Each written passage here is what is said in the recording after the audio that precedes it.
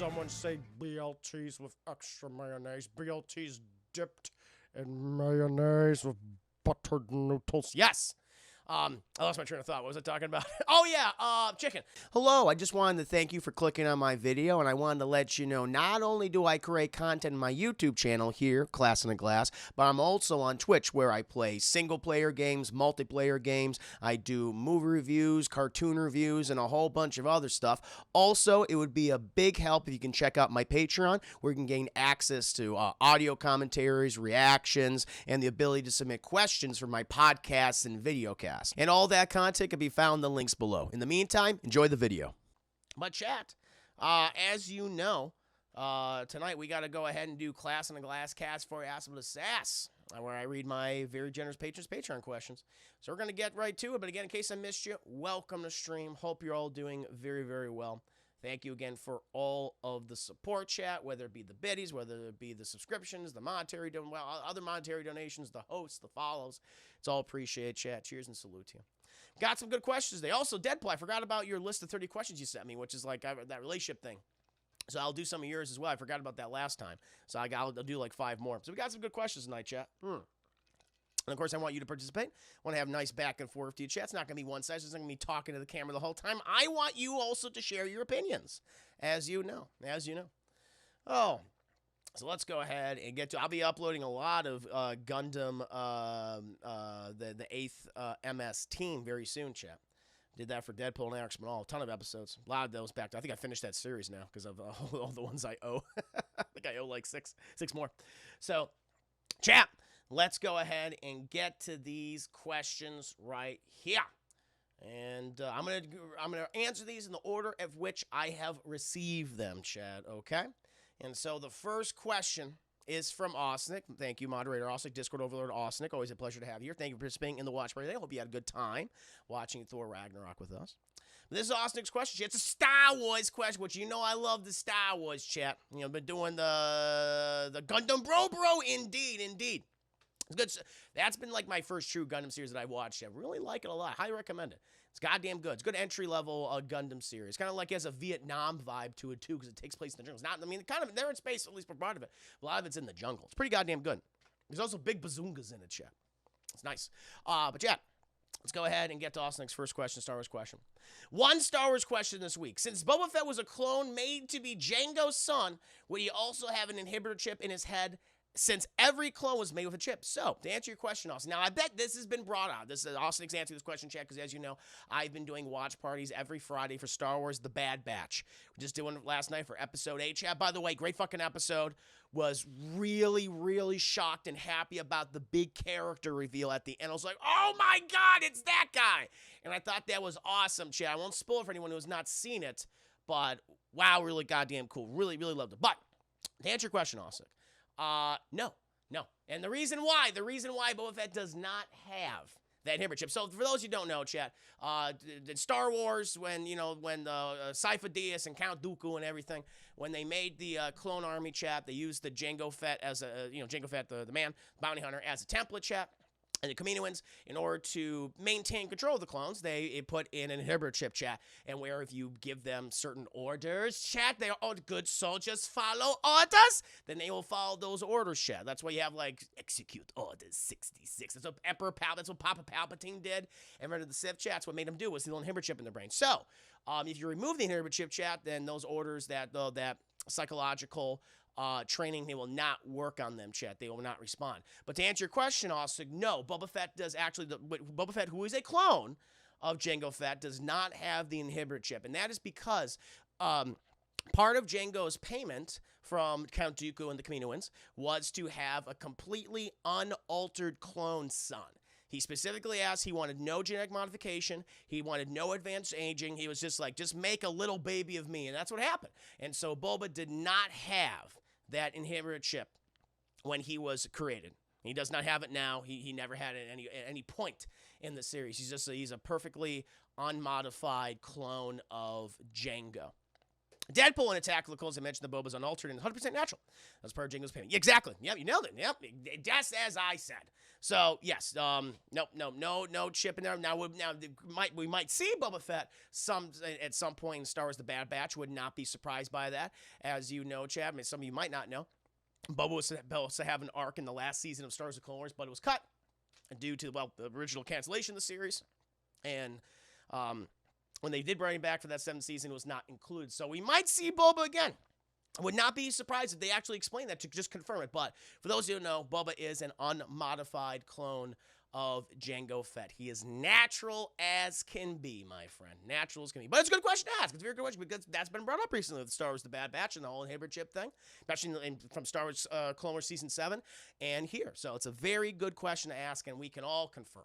Who we see Boba Fett? Me too. Boba Fett. Yeah, he's cool now, Chad. He's cool. Boba Fett's like the Rachel from Blade Runner. He was made to be special in Jango's son. Exactly. You nailed it. But that is Austin's question. It was that question. Very simple, Chad. Very simple. No. To your question. But no, it's good. Good question, Austin. I'm actually glad you brought it up because people are probably questioning about it. People are asking that same question right now. But you're good, man. You're good. Now, my friend, we'll go ahead and move on to Van Sphere's question. Speaking of Star Wars, one line I've always loved from the OG PS2 Star Wars Battlefront game was from unnamed clone trooper. The Jedi could be fooled. They could be killed. Damn. That's a hell of a... Wow, that's ominous. That's some major fucking foreshadowing right there. Wow. What a line. Oh, but we can go ahead and get to Vanisphere's question. He has an opening right here, opening statement that I will read. Before I get into this week's question, a bit of an explanation is required. That's fine. With this week's questions, let's theme it around Final Fantasy VII Remake. I think he's replaying that right now, chap. I know I spent the better part of a year ripping this game, but I wanted to replay it on stream to discuss the aspects I didn't enjoy, which I expected to be the majority of the game. But turns out I'm actually enjoying it, and the flaws, while still there, I agree, there's flaws in this game. I'm right there with you, are not as damning as I remember them. On my channel, used to have a point redemption where I would go on a nearly 40-minute rant on my issues, but I always ended up saying that I was not in good place mentally at the time of my playthrough. Not happy with my job and dealing with my family issues. Hey, man, right there with you. I've had that. Believe me. And I viewed the game as a sort of saving grace, which is not fair to it. After therapy and positive life choices, congratulations, man. Good to hear that. I am in a much better place and want to give the game another shot. So while the theme for this week is Final Fantasy VII Remake, it's also about changing opinions, perceptions. That's good. That's good. That's good. Now, that's a positive, very healthy mentality to have, chap. Not always set in your ways. It's like, hey, maybe it would be more open to things, give things another shot, give things another try. Totally see that. I like that. It's a very healthy mentality, Vanny. I like that. And he's exhales. Exhales, Jack. Now we can move on to Vanny's questions. Joe, thank you for the 20 biddies. Heart's a pitter-pattering. Heart's going to explode. Thank you. Thank you very much, Joe. Thank you very much. Actually, good to see you. Hello, Juicy and Juicy fans. I forgot the Discord movie watching. Oh, it's okay. It's okay. We do them every Saturday. Tune in right around 6 p.m. Central Standard Time, and you'll get in there. We'll be doing some cartoons, some tones next week, which should be a good time. Things like Justice League and Batman Beyond and stuff will be voted on. And the week after, maybe we'll do like some Fast and Furious watch parties or something. We'll see. Always take suggestions. Though, if you're subscribed to 2 Hours Tier Levels, you have the ability to submit suggestions for the movie polls. So send them my way, Chad. That's the thing you have power over. But we'll go ahead. And Wham, good to see you. Hope you're doing very well, Wham. I have arrived. Good to see you, Wham. Hope you're doing well. Cheers and salute to you. Always, the more the merrier. And is my opinion, chat. But now, we'll go ahead and move on to Vanny's first question. It's a movie question, chat. I like these themed questions. They're very good. Very good. They're very well organized. They have an essential theme. This is nice. Final Fantasy VII Remake can be considered a director's cut of sorts, which turned sections of the original game that took maybe a few minutes into full-blown dungeons. Fair enough. Good point. I like that. This can be a bit of a double-edged sword, as more content can be fantastic, but if not kept under control, can just be useless fluff. Also, very good point. Is there a director's cut of a film that comes to mind that did a great job of expanding the universe in a meaningful way, and one that just gave us useless fluff? Yeah, there's a couple that immediately come to mind. One of my favorite director's cuts, I don't think actually gets a lot of credit, or is like usually in the conversation. I don't hear it very often, but is Ridley Scott's director's cut to Alien, the 1979 Alien. The theatrical version is excellent. I mean, you're not, it's not like, oh, the theatrical version, it's a horrible version. No, it's a very good version, excellent version. It's an amazing film. It's how I originally saw the movie. But the director's cut it adds, I think, just a little more context in terms of two things. One, the state of the relationships of the Nostromo, of the people on the Nostromo, what they do, how they view each other, and also the life cycle of the necromorph without a queen. Now, in regards to relationships, there's a lot more scenes, a lot more conversational stuff. I can see why Ridley Scott cut this, or why the studio, why Fox said, okay, we really need this. This could be cut. And it's a lot just more conversations between people like Brett and Parker, or, Ripley and Captain Dallas. Like, there's a lot more scenes like that. There's one really great scene, which I thought, like, it just really showcases the tension of the crew, and it's great. It's actually a funny story, too. It's when they recover Lieutenant Kane off of LV-426, chat, where he has the face hugger attached to him, not the face fucker. Well, I mean, I guess it technically is the face fucker, chat. I mean, you could call the face hugger a face fucker. That's what it does. It fuck your face. It puts a baby inside you and go, and it comes out of you. It kind of is a face fucker in a way. Thank you, Darkseid for the 5 Xenomorph. Necromorph is Dead Space, but its universe may as well. Yeah, very similar, very similar. Well, Xeno is like alien, and Necro is dead, and Morph is like the thing. But yeah, it's a good point. But in that scene, so when they're where Captain Dallas and Ash are trying to remove the face hugger and or face fucker, whichever you prefer, chat, we see that Ripley, because Brett, Parker, and Lambert, they're watching, and then Ripley comes down the hallway, and Lambert just fucking runs up to her and just smacks the hell out of her, chat, just slaps her, because she was so upset that Ripley wouldn't let them into the ship because she wanted to adhere to quarantine, chat, which she was right in hindsight. It was like, you shouldn't have brought them on board. At the very least, you shouldn't have brought Lieutenant Kane on board, chat. Now, it just shows you just like how tense it is on the Nostromo, how these people who are like, maybe they're not all like on good terms. Now maybe they're just good friends or just co-workers. It's like, I really like that scene. Funny story behind that too. Apparently, Sigourney Weaver did not know that I'm trying to remember the actress who plays Lambert, Nancy I forget. My apologies. But the actress who plays Lambert, Sigourney Weaver did not know she was gonna do that, slap her. So after Lambert slapped Ripley, Sigourney Weaver actually started crying because she was so taken aback by it. But they cut away from it, and then they made it work. They incorporated the director's cut, which is very good. It's very good. Carmi Hazel, welcome to the stream. How you doing, Carmi Hazel? Good to see you. Oh my God, I forgot to send in my questions. You can send them in now, Carmi Hazel. I'll try to answer them. If you want to take the time to send in a couple right now, I'll be happy to answer them on the stream. But like, that was very good. And of course, so that's a lot of the character-based stuff in that movie. Very more conversational. You also have the slap between Lambert and Ripley, which I thought was quite good. Just shows the tension on the ship. Now, there's some additional alien footage that they cut.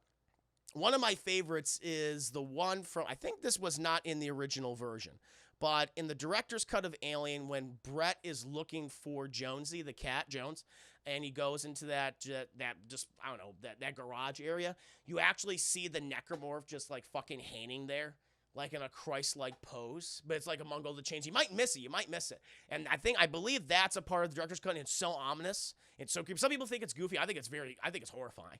Like, it's in that Christ-like pose, like upside down. And then there is the other one, which I think is great, where it's this is after the death of Lambert and Parker, where Ripley is exploring the ship, and she uncovers in this one area in the bowels of the Nostromo, she finds what the alien actually did with Brett and Captain Dallas, chat. And it looks like Brett is going through a transformation, chat. He's literally becoming an alien egg. While Dallas, I think, is also going through that metamorphosis, or he's being used as a food source.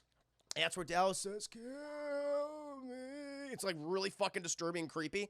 That is the director's cut. I love that. But it's cool because that establishes, because at the time Ridley Scott and the other filmmakers, or the people involved, they did not think of what the life cycle of the alien would be. They never came up with the idea of the queen yet, chat, like James Cameron did later on, like nearly a decade later, almost a decade later.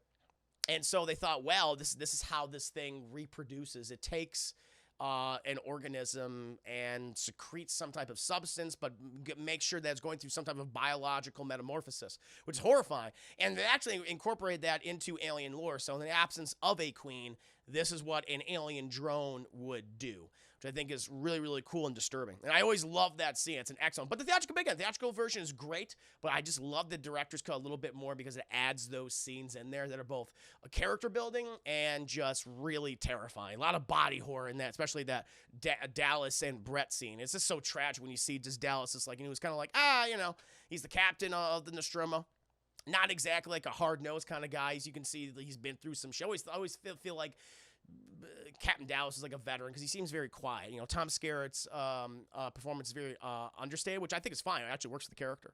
But when he's just like saying, just kill me, it's like, oh my God, so tragic. So love that. Alien director's cut, high on my list, yeah. It's usually the version I like to watch. I want to do a commentary for that. I have done a commentary for the theatrical version, but I would love to do a commentary for the full for the director's cut. Another one, Chad, taught me. I mean, this one's fairly obvious. It's usually high on everyone's list.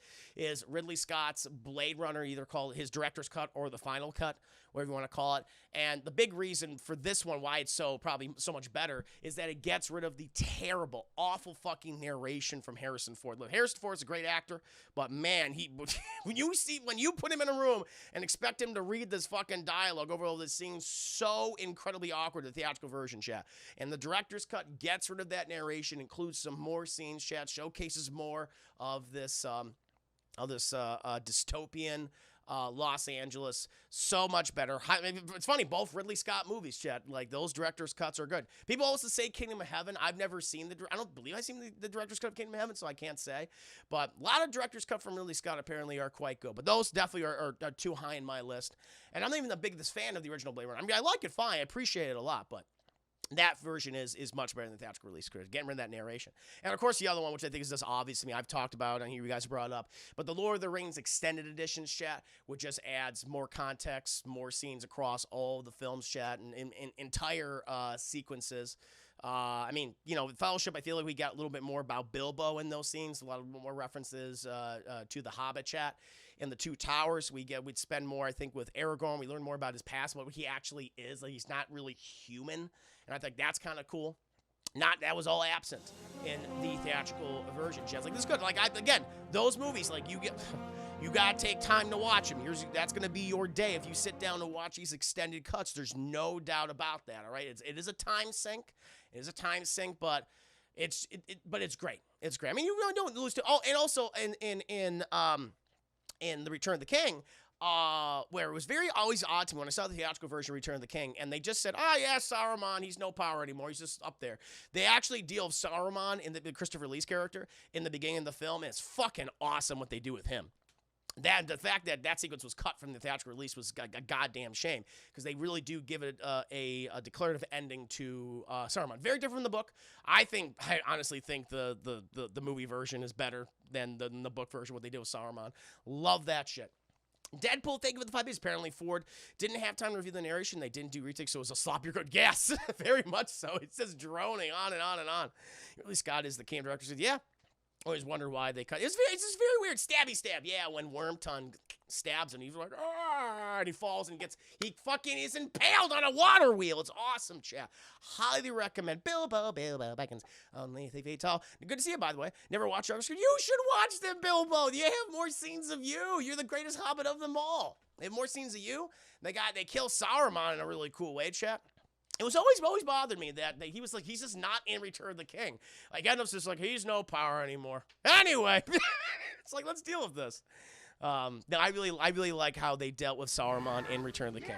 Nia Brownie, wait a damn minute. I just got here. Start over. Oh, so hi. Thank you, Nia Brownie, for the 5 pennies. You and Color Me Hazel are here. I'll promptly mix up your names again, but an absolute pleasure to have you here, Nia. I'm just answering Vanny's questions where it's a 2-part question. What are some of my favorite director's cuts of movies, and sort of what I think are some of the worst director's cuts of movies? I'm currently going over the ones I think are the best, at least to me, that I really enjoy. Take responsibility. No, I didn't do it yet. Not yet. Maybe it'll happen later on the stream, but so far, Nia Brownie, I'm good. But Bilbo, think of other pennies. I shall watch for the lore, Chad. Indeed, there's a lot more lore in these movies.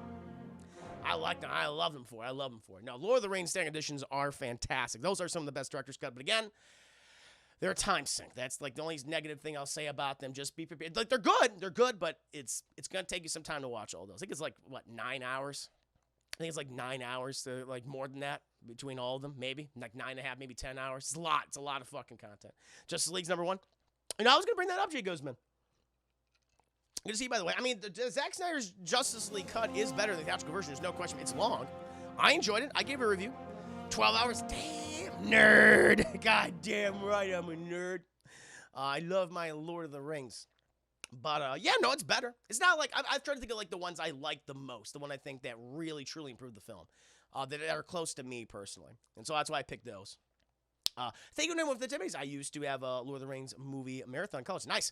All extended editions for one whole week. Woo! Oh, hi. I'm a nerd. God damn right. We're all nerds here. Of course we're all nerds here, chat. No doubt about it. I like 12 hours long. I like the director's cut of Watchmen more than the theatrical. Watchmen, you know, I was not a fan of just. I've never seen.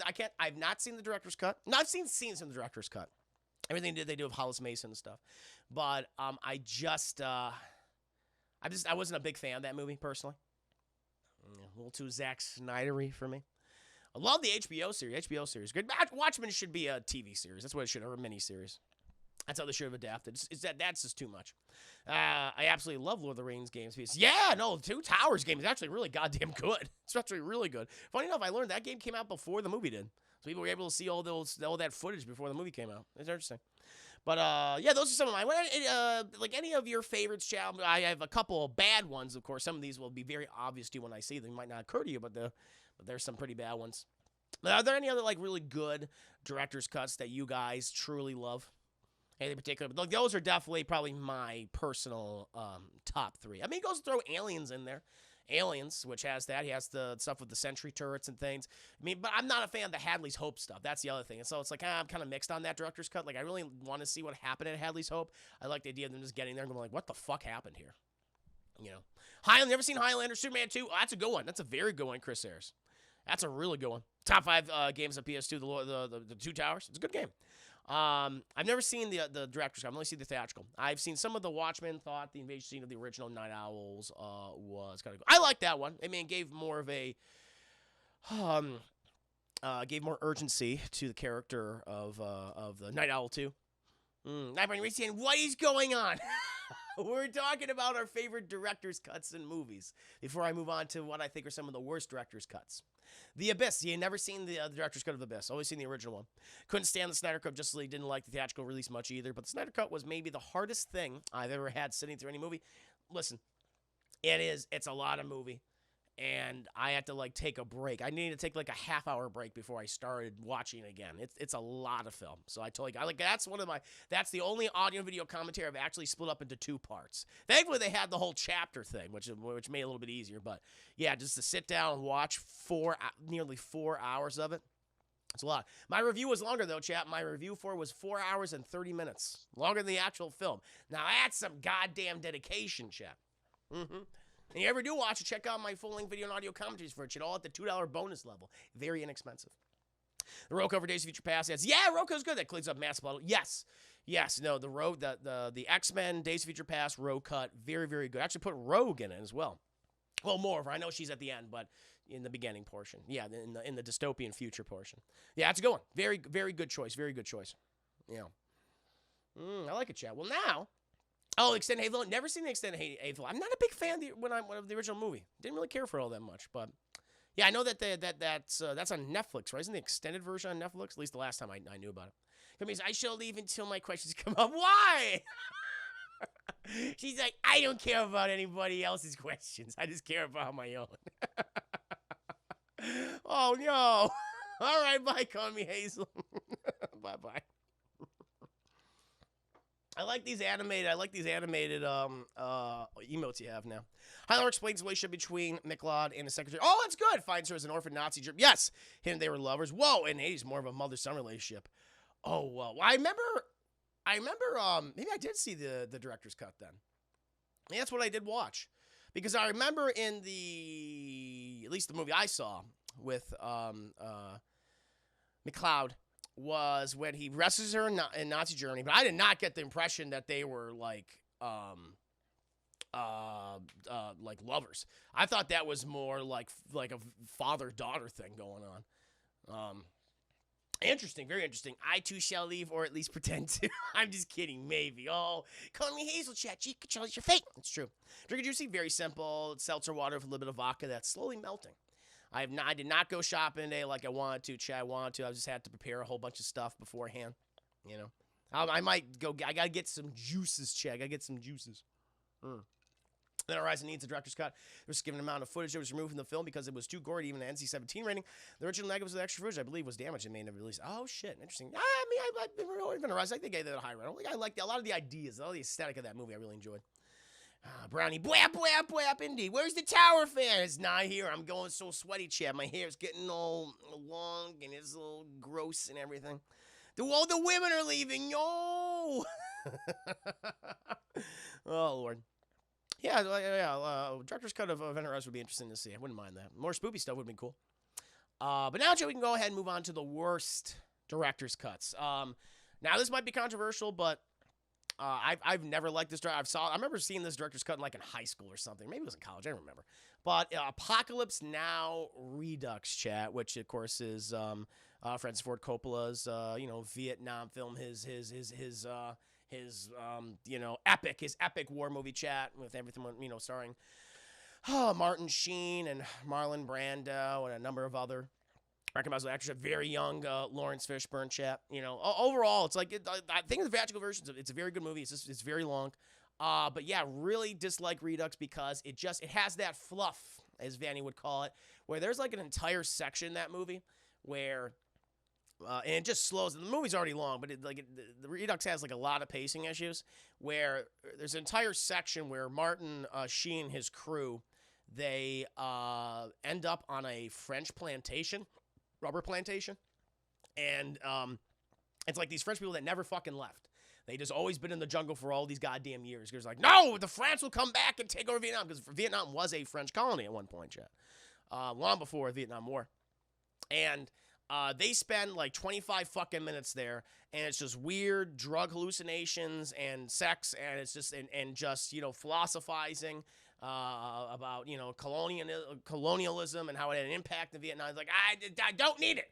I don't need it. I'm good. Just cut it out, and it works. But yeah, that was not great. Did not care for that at all. Definitely would recommend watching the theatrical version. It just pads out an already fairly padded out movie. It's unnecessary, chat.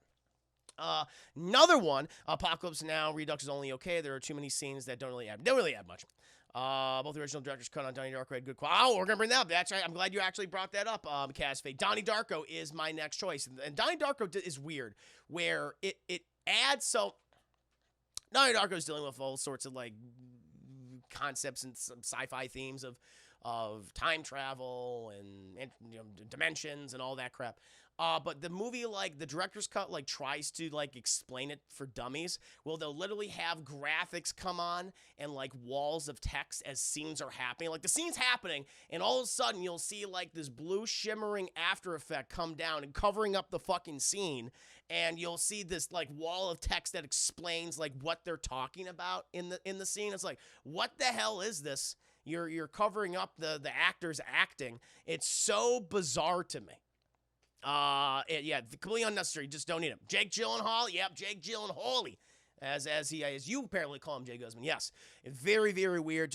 Where they just add after effects. And it's this is just unnecessary. Yes, Donnie Darko is dealing with heady concepts, of course. Maybe it's required to rewatch multiple times to truly understand what's actually going on. But adding after effects and walls of text is not the way to do it. What was the point of that? They were thinking, we got to speak down to these dummies right here. But if anything, just made the movie worse. It was very Persian Gyllenhaal. Yep. Prince of Persia himself, chap. Night I watched, he remembered nothing. Donnie Darko. E.T. No, E.T. director's cut, where they took out all the guns, placed them walking. That's a good one. That is a really, really good one, Chris. There's E.T. director's cut by Steven Spielberg, where he removed all the weapons and put in these really just terrible-looking fucking walkie-talkies. Great one. The Fletch Plantation scene is supposed to represent how the French-Vietnamese War never ended, and that the U.S.-Vietnamese War is just continuation, but drags on forever, like the Vietnam War. There it is. Yep. Deadpool 2's got a pretty bad one. That stuff's pointless, and they replace a lot of the jokes with worse. I never saw the Deadpool 2 director's cut.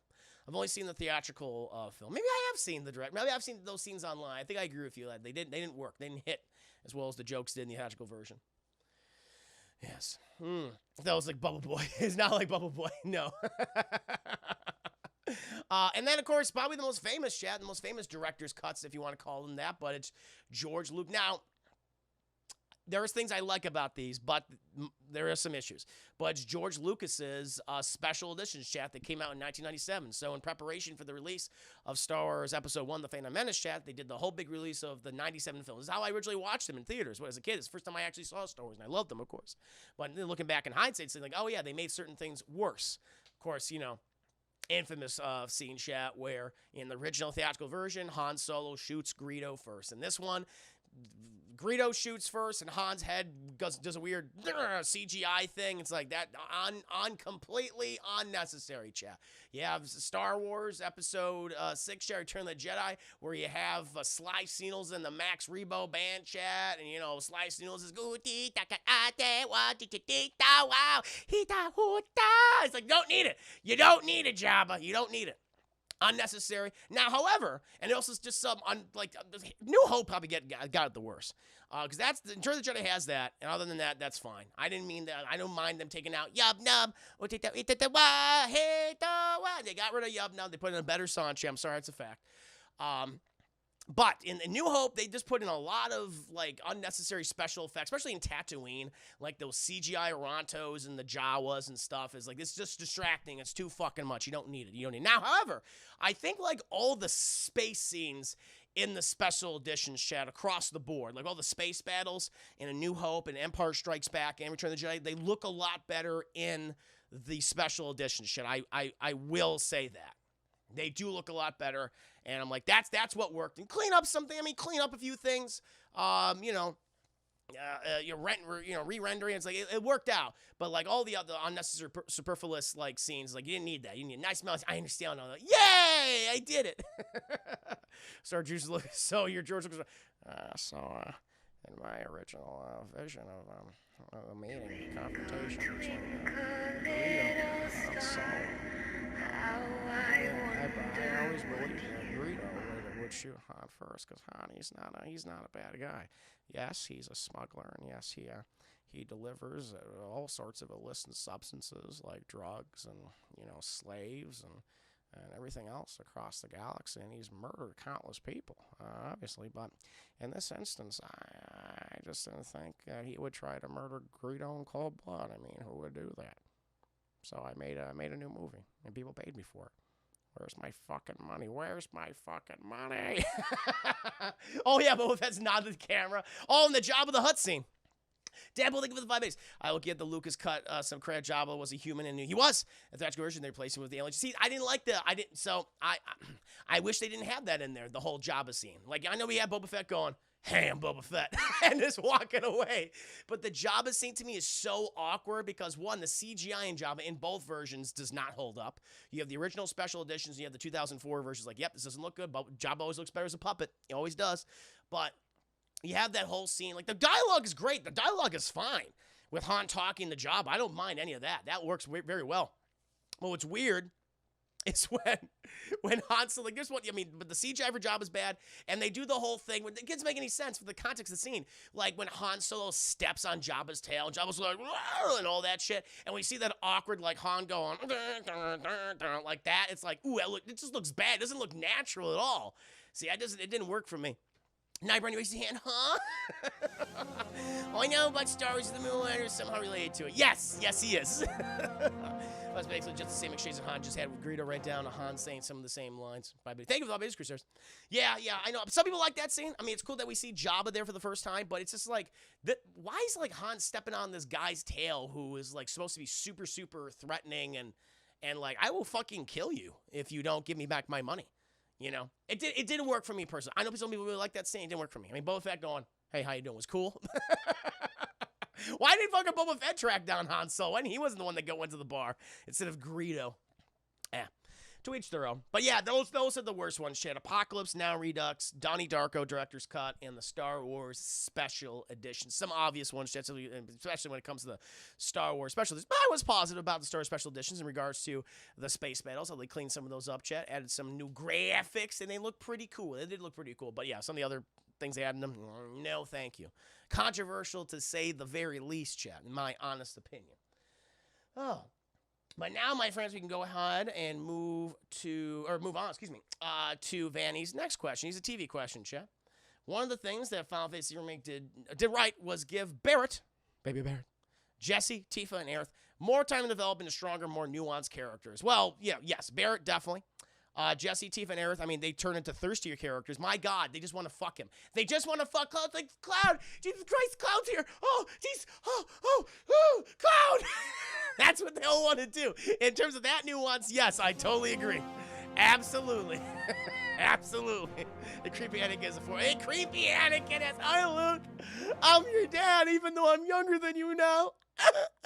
That doesn't make any goddamn sense. Yes, the whole, like, Anakin Skywalker coming back as, like, a young man. It's like, and George was like, so, in my mind, I always originally intended this, but I wanted Anakin to come back into his young, supple body. One has none of the scars, and where he still has his penis. My belief was he would go back to the original form before he turned to the dark side. And so that's why he looks like a 22-year-old man in that scene. And it's weird because Luke is like older than him now. And it's like, why does my dad look so young? But it's okay because Luke would understand via the Force and the midichlorians that Anakin, that was him when he was at one point when he was at last a good person. And I released it, and I got some fucking money for it, so it's pretty good. It's pretty good. Now we're going to take the trade buddies. There is no defending Jessie. She's just plain fucking thirsty. But I will defend Tifa. Thanks, man. No, they did. No, I'm joking. No. Both for Aerith and Tifa, they absolutely gave them more to. There was no question. Jessie's just wants to fuck Cloud. That's her arc. That is her arc in that game, and she did not get to do it. This is nothing wrong. Just start of obviously every remake. My God, Jesse Tifa thirsty for some Cloud. I mean, they all are really. But Jesse's the most. It's like it's egregious. It's like, oh my Lord. But they do more with them. What I hear. That's so wrong. It's my favorite animal. I was looking at it again. Why does he get to be so young? He millions the first. Yeah, it's like I love how just one good deed wipes out the literal fucking billions of people you helped kill and murder and enslave. Just like wow. I don't get it. The Force is bullshit. The Force is fucked up. Aerith is too pure for me. She is too pure for Midgar. She is. Yeah, Midgar. Tifa's a Midgar girl. Aerith, not so much. But to continue on your question, I'm sorry I got sidetracked by that. But I agree with more nuance. Personally, I was really surprised how much I ended up really liking Barrett, baby Barrett, in the remake since we got to see him be a fun, caring dad. That's true. What TV show character are you surprised that you ended up really liking? You know, Jay, like a couple of characters I go to instantly. So, I've talked about this before, but I always go back to, Breaking Bad and Better Call Saul. Thank you, no for the Jimmys. Cloud only has eyes for Sephiroth. That's the only person that Cloud clearly wants to engage with the sexual coitus with is Sephiroth. Absolutely, that's the only person he cares about.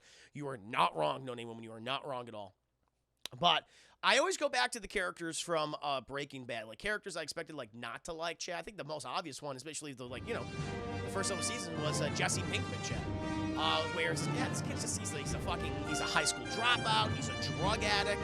He doesn't seem to be that bright. And then throughout the entire series, chat, we really did start to care for him and just want him to get out alive and at least to get some semblance of a happy ending, or at least one where he's not going to be, enslaved and tortured and end up somewhere in a fucking ditch. Have him come out alive, maybe better for it.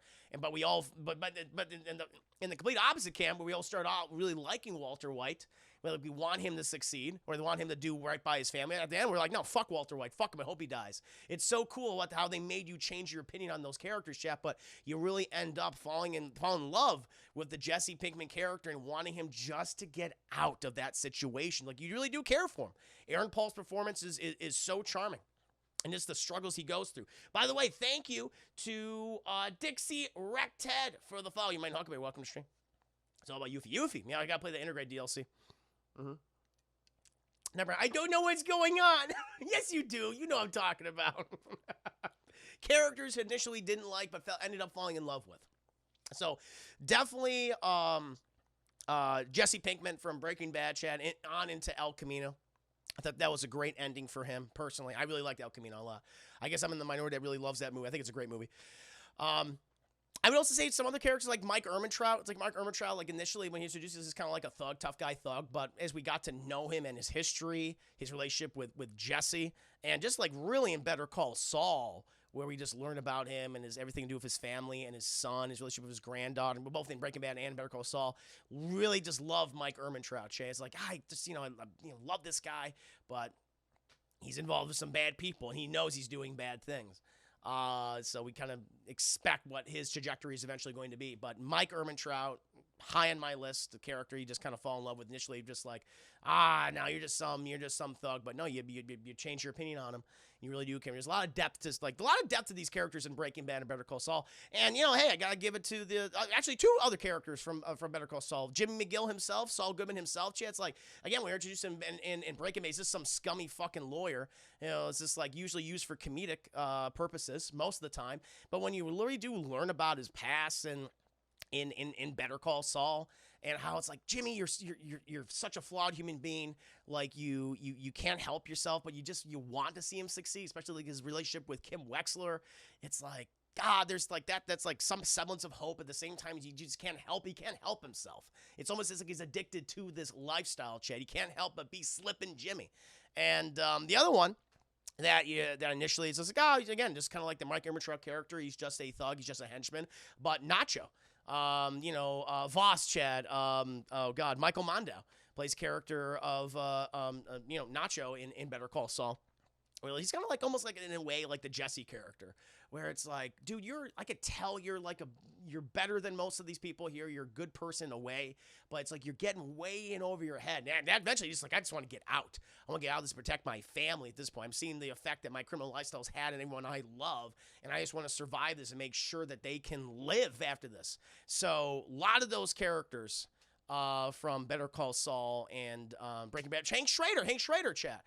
Played by Dean Norris, like Hank Schrader in original kind of like first season in Breaking Bad. He's just kind of like the braggadocious uncle character, where he's crass, he's a blowhard, but you really start to learn that, especially when he goes through his accident, that he does truly love his family.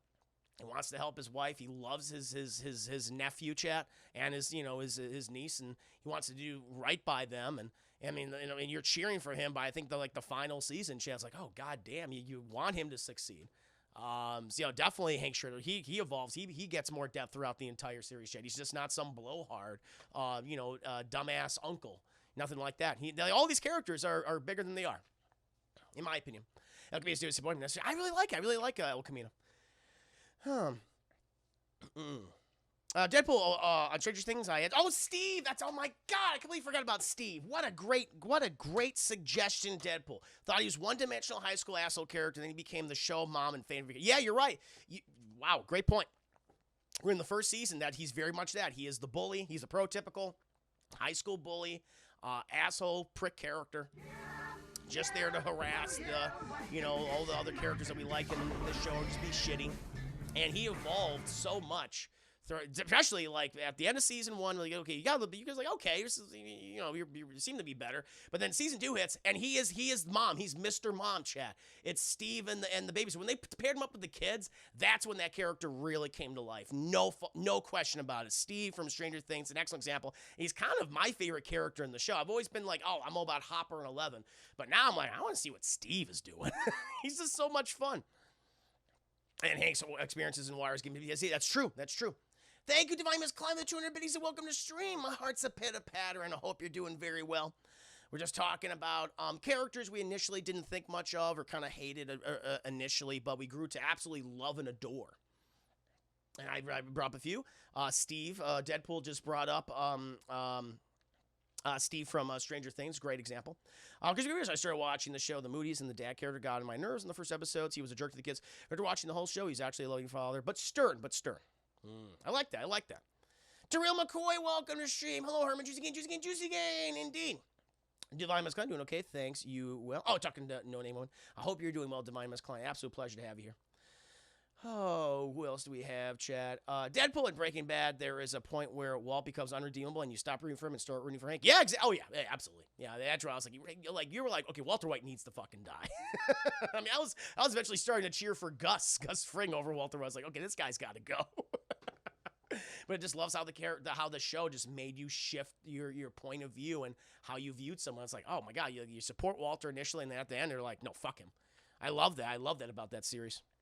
Some other people as well, chat. Sokka from Avatar: The Last Airbender, where initially kind of starts out as, again, that blowhard brother, the guy who thinks he knows everything, is more competent and he's really leading on. Just filled with a lot of hot air, sexist chap, but he actually evolves and transforms throughout the series, and actually early on too, like where he adjusts his attitude and his perceptions of women, like in the episode, I think, what was it? Was it Avatar? Not Avatar Kyoshi. I'm trying to remember. But when they go to the island with the Kyoshi Warriors chat, where he kind of has his like, oh shit, and there's a self-realizing moment where it's like, oh wow, I am kind of a sexist, and he grew better. He grew up from that chat and his interactions with those warrior women, and eventually developing romantic feelings for Suki. And Sokka became, I think, one of the best characters of the show. Not only the comic relief, but also one of the most competent and smartest characters. And he doesn't have bending abilities, chat, but he eventually grew into a great warrior, great tactician. Definitely Sokka's high in that list. Initially he's like, whatever, but no, going, like, I'd say, like, after the first few episodes, evolves into a much better character. That really shows you just how great the writing is on Avatar. Let's remember Zuko. Zuko starts off as like, honor, I must capture the Avatar and get my honor. And what he fucking goes through the latter half of season 1 to season 2 and season 3, questioning himself, having an existential crisis at 16 years old, chat, losing everything that he had, thinking about, like, what does he truly want. Brilliant. Absolutely brilliant what they do with Zuko. All the characters in that show are fantastic. Of the main gang, and of course all the various villains too. Oh, some other ones that came to mind, Chad. This one just popped in my head, but the Ice King from Adventure Time. So when you first watch Adventure Time, it's just a goofy show that takes place in this fantasy world, but you learn more about it. It's like, oh, this is after like a nuclear fucking holocaust where most of humanity is dead. And where magic and supernatural things have finally come back in the world because of the absence of humanity, and where we follow this boy named Finn. He's with this quote unquote, he's the last of the humans, at least for a good while, and his best friend Jake, who is a talking magic dog, and their kind of recurring antagonist throughout the first couple of seasons, chat, is his character named the Ice King, and the Ice King is just this goofy. He's voiced by oh God, the guy that does the voice of Tom Kenny, voices SpongeBob and a number of other characters throughout his entire career. But he's this very goofy character. He's like, oh, Finn and Jake, I will kill you with the power of ice. And he's just insane. But when you learn about him, and like, oh, it's horribly tragic. How he went. I mean, I won't even spoil for people who might not know about it, but all I'll say is, there's more to the Ice King, and the more we explore with him, his connections with other characters, and how sad that is, and how it's like some of the best episodes are in the latter seasons and the middle seasons with the Ice King and people he interacts with, like Marceline. All I'll say is the Ice King Marceline episodes, chat, Gunter. Gunter's the best character. Gunter's pretty good. Gunter's pretty goddamn good. I love Gunter. Tell me the good vibes. Read your comments just a second. But like all the Ice King and Marceline episodes, oh my God. So good. I'm losing my mind. This crowd is making me crazy. I'm forgetting who you are. All that shit. Deadpool in the 5 days in the show Justify. Walton Goggins played the villain Boyd Crowder, who was supposed to die in the first episode, but the producers loved him so much they kept him on. Ends up becoming the second lead of the show. That's incredible. That's kind of similar to Breaking Bad, where Jesse Pinkman was supposed to die at the end of the first season, like Tuco was supposed to kill him. But yeah, there's people just like, oh no, he's just really good. The creators just loved him and what he brought to the show. So that's great. I gotta watch Justified someday. I should, because I love modern westerns, and I don't know why I've sat down and watched. I watched a little bit of it. I gotta watch more.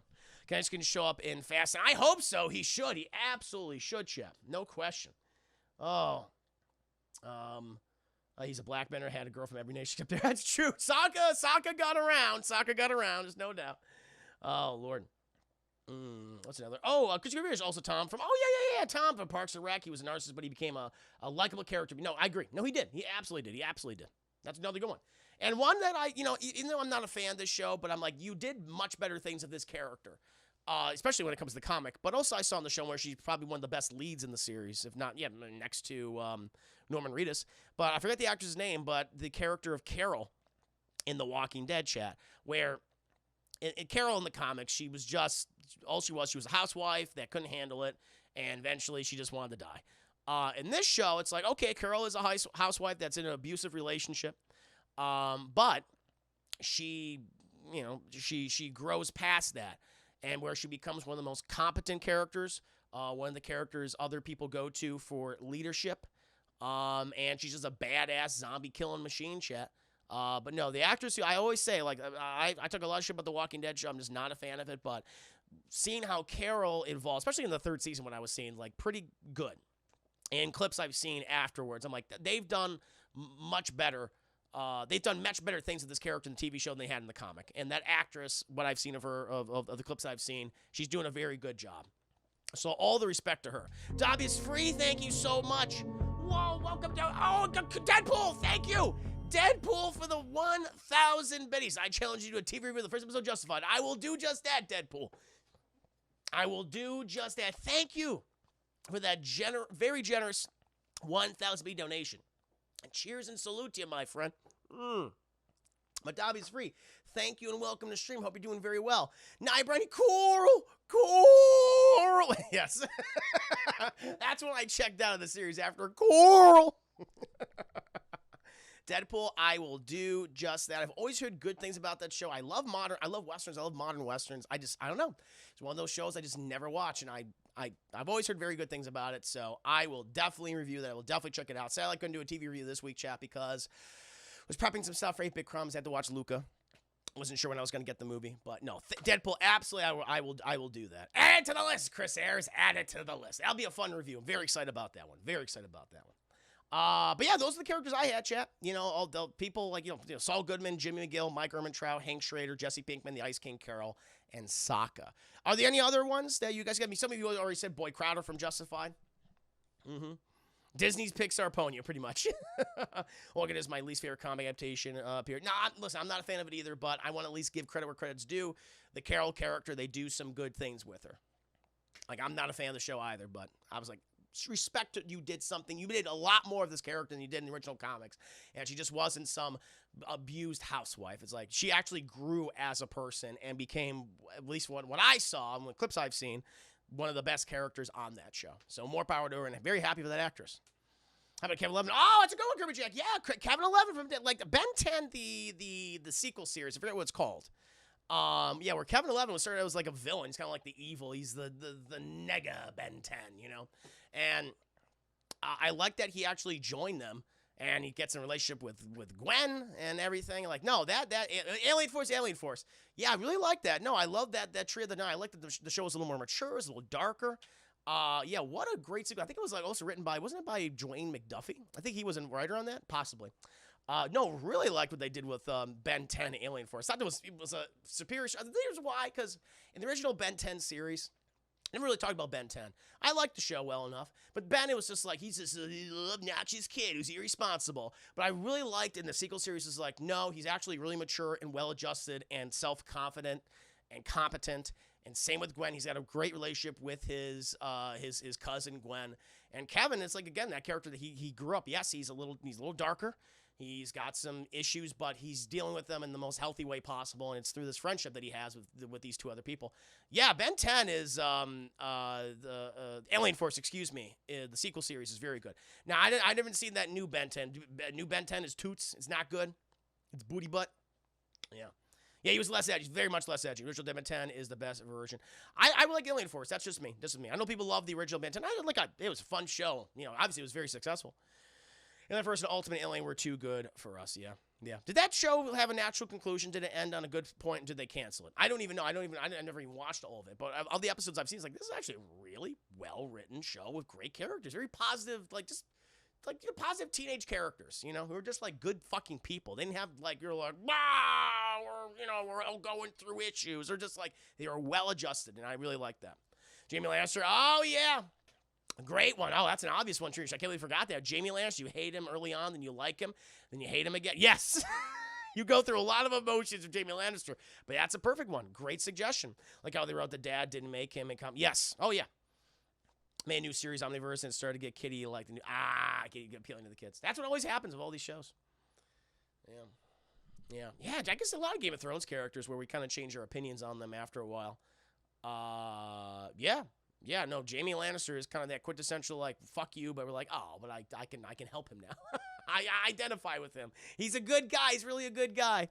You're right one. Here's developed better than you would have expected. Rainer, Brown, Attack on Titan, Rainer. Oh yeah, he's the blonde guy? See, I remember all the names. It's been too long. It's been too long. Grunkle Stan. Oh, Grunkle Stan. I mean, I love Grunkle Stan because like he's a piece of shit, and I like him for being a piece of shit. But he's more than just being a piece of shit. I agree with you. No, like there's more depth to Grunkle Stan, which he's not. I mean, he loves money.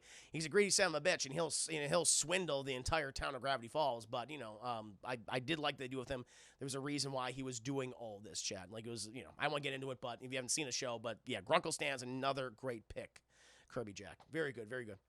Frank from Shameless, the anti-hero. See, I've not seen Shameless. I've always heard very good things about it, but I have not watched it. Yeah, so this is some good one, Chad. Very good one. Great question, Vanny. I really like it. And now, Chad, we'll go ahead and move on to video game question. Oh, Bill Bermeno. Oh, yeah, Bill Bermeno. In season 1, he was an asshole. And then season 2, he's a fan favorite with an interesting arc and made mass whole Star Wars game. Yes! he's the only Star Wars character to have a Boston accent. The Star Wars. I love it. I hope to see more of Bill Burr in The Mandalorian or other Star Wars content. I hope so, Chad. He's great. He's one of the best newly created characters. Really love him. But now, Chad, we'll go ahead and get to the next video game question. Slayer, welcome to stream. Good to see you, Slayer. Hope you're doing well. Rick's overconfident, slowly turning to the pathetic desperation of the workers. No, he is. Rick is like a character. That's great. That's another good point. Like, Rick is a character we all initially love. And Rick is hilarious. I love Rick. But he's pathetic. Like, he's at that point now, like, really into season 3, like, oh, we're not supposed to respect this guy. This guy's actually, like, really sad and is a failure. And I like that. Where Morty, I think really in Morty in season 3, he's starting to become more confident, where you start to care for Morty more than Rick. I agree with you. I mean, of course, I love the Rick and Morty dynamic. It's very funny because of how toxic and just ridiculous it is. But yeah, no, Rick is absolutely pathetic. I love that. But now we'll go ahead and move on to Vanny's video game question, chat. As mentioned, my opinion on the remake is changing. Final Fantasy VII Remake, chat. With this new playthrough. Do you have a game that you initially hated but have grown to like, or vice versa? Also, what do you think it was that changed your opinion of the game? For example, personal growth, aging as well, or changing tastes. For games I thought got better, and I didn't give a fair shake, I think, was People Can Fly's Bulletstorm, chat. These People Can Fly recently did Outriders, and they also made Gears of War Judgment. But Bulletstorm, which was a first-person, kind of sci-fi, over-the-top shooter, chat, kind of maybe in the vein of Gears of War, but even more over-the-top, more crass. And, I think it got a lot of hate because of, it kind of had that, like teenage boy, like, I'm going to come up with the worst kind of swear word to say at the enemy as I kill them. But you gotta grow with it because it's supposed to be over the top. It's supposed to be ridiculous, chat. And the gameplay is really goddamn solid. Where not only is the shooting good, you hold various weapons, you get a fucking laser whip that you get to throw at people and bring them closer to you and freeze them in space, and you blast them or you move them around the environment. But I really started to appreciate Bulletstorm, chat, and deserved a sequel. Like Bulletstorm was like a game I did not give a fair shake when I initially played. I was like, forget this, I don't like it. But playing it, like I haven't played in a very long time. Well, I did give it another shot because I bought it like cheap, and I was like, I don't like it. But when I replayed it, I was like, okay, I see what the whole point is, what they're going for. Really enjoyed Bulletstorm a lot. Another one was Halo ODST, I think, where initially, and it was, I started to love it the more I played it. Where when I first played, I was like, this doesn't give me the same feeling of Halo, where doesn't feel as epic. The score is just so weird. It's not like that, like all the monks chanting all shit. But as I played more and more of it, I got into it. It's like, I really loved it. The idea that you play this ODS, T-Trooper, landing, and it takes place in the middle of Halo 2 and 3. Where you're going across this city in Africa, New Mombasa, I believe, and you click on these various items. You go in this large environment. You relive the story of your squad. I was like, actually, no, I'm really starting to appreciate this more and more. Like, I really love it. ODST was a very different Halo game. It was the first one where it didn't focus on Master Chief, and I liked it for it. It showed that the franchise can exist post Master Chief. He doesn't only need to be a central figure in Halo, and it worked. It worked. I really loved ODST. Oh. What the rest of you guys? What do you think? There were some games that initially you didn't like, but you thought like, no, on a second playthrough, or give another shot, or playing it more of it, you start to really appreciate. Those are two that really just come to mind to me: Bulletstorm and Halo ODST. Guess when I started as just an underling and turn into best. That's true. That's true. That's another good one. Yep, Isaac, you're right. You're right. I like that. Like that a lot. Didn't give Dark Souls the Souls. Oh, that's a good one, Red Wing. Says a chance for a long time because of my perception of the difficulty. Recently started playing through the games, and I'm on my third one. Absolutely nice, nice. That's a great one. I'm sure that's for a lot of people. Duke Nukem. Ha. Well, yeah, definitely that one's just bad. Everyone was anticipating that. We all got. I was like, this is awful. Nice. All right, Monster Seas. That's what I'm gonna start playing again. I'm gonna get into what Monster Hunter Rise probably or World, depending on which one will be better. Stranger Shoe Fallout 3, hated it my first time playing it. I like it with my second attempt. Nice. No, you won't. I love it now that I am older. Cool. Yeah, I mean, just appreciate the systems and you have more of an understanding of what you need to do. That's true. Sometimes we might misunderstand again when we first play it. It was like, oh, then everything starts to click and fall into place. Go on, shit. Kind of happened with me with Bulletstorm. Where it's like, oh, I get it. I see the purpose of this game. It's supposed to be over the top. It's the focus is on the gameplay in this outlandish world. It's like, okay, I just had to have the right mindset. Should have been so serious. That's my thing. Now, I do have a number of games. So the other question was vice versa. So games that you thought initially were great, but now looking back, or maybe you was in the middle of playing that they're just worse now. And there's a couple chats. Some of these might be controversial. But for me, GTA 4. Grand Theft Auto 4 chat at the time when it came out in 2008. Critical darling chat. Everyone loved it commercially. One of the most successful selling games of all time. It was the first GTA game on next-gen hardware. That term it was PS3 and Xbox 360.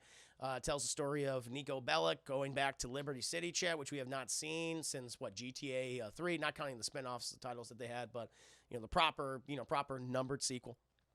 And, when I first played it, like everyone else, I was like, I was blown away. This is so much fun. But thinking back on it, chat, when I think of, like, what was my favorite mission in GTA 4?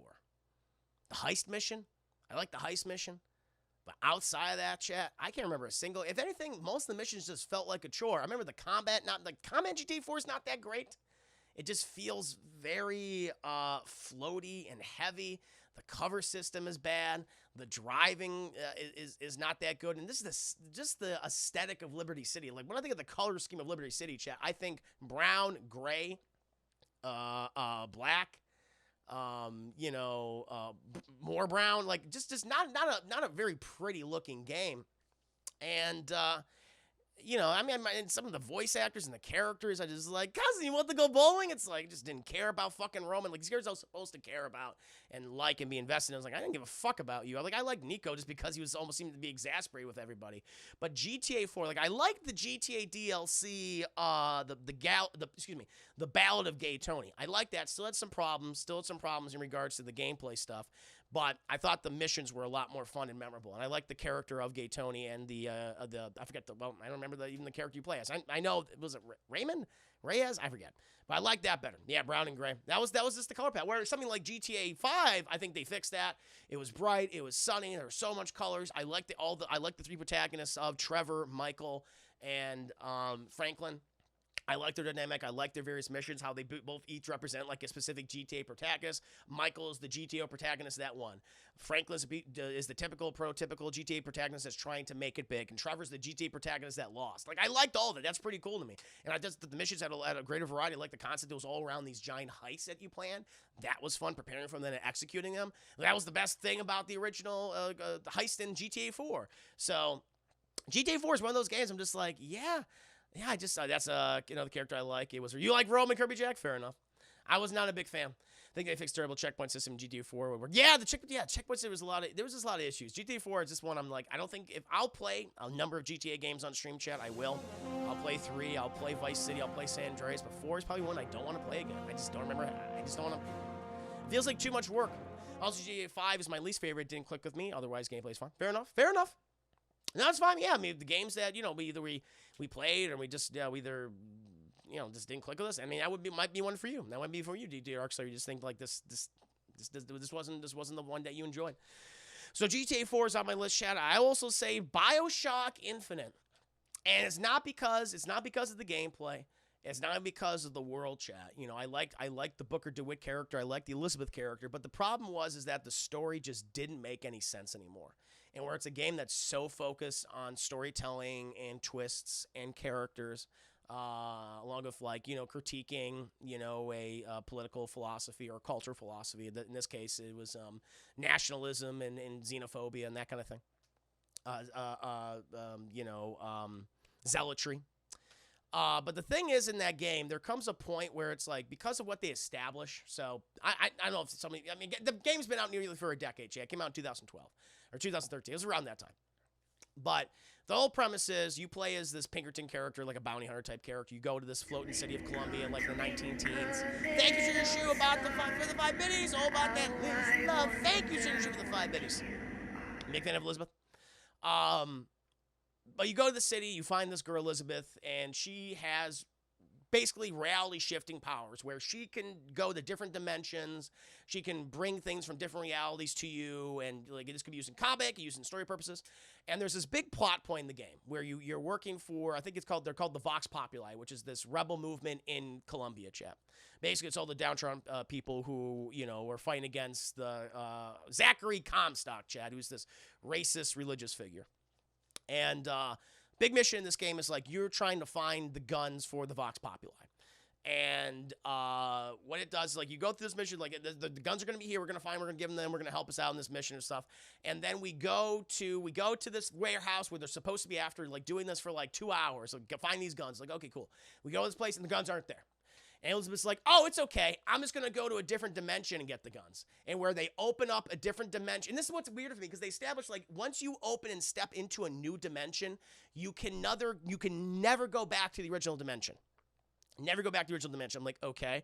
And so you do that. And so the guns are there, but then you walk out of the warehouse and the whole mission is already happening. Like they already somehow got the weapons or something, or they didn't even know about Booker DeWitt. It's a whole reality. So what was the fucking purpose of just doing that mission of getting all these guns if inevitably it's like, oh, it doesn't matter? Like that's the thing. It's like because of of Elizabeth's powers, where it's like literally like I can go into any world I want at any time. It kind of makes everything just void. It's like, then what's the fucking purpose? What's the point of all this? If you powers you can just like, then why should we work for any of these people? Why do we need to? If she's just gonna open another fucking portal, we step into it, and everything we did previously just didn't even matter. Like that stuff that really frustrated me and ruined it for me. That it's the story of, listen, I love the world. The gameplay is very solid. I love Elizabeth. I think Booker DeWitt. I like their relationship and the back and forth between them is cool. She's actually not annoying. Like she's like the opposite of Ashley Chat from Resident Evil 4. Where Ashley always at the fucking babysitter, put her in a fucking dumpster because that's where she belongs. She's trash. She's trashly. Elizabeth would be like, hey, Booker, I found this money. Here you go. They're always helpful. But her function in the story just doesn't make any goddamn sense. And it was really frustrating to me. I like the Barrel at Sea DLC they did with her. That was really cool. And how it connects all the BioShocks together. BioShock 1, 2, and Infinite. Like that was really cool. But Leon, but that whole thing with her reality warping powers is like, this doesn't make any fucking sense anymore.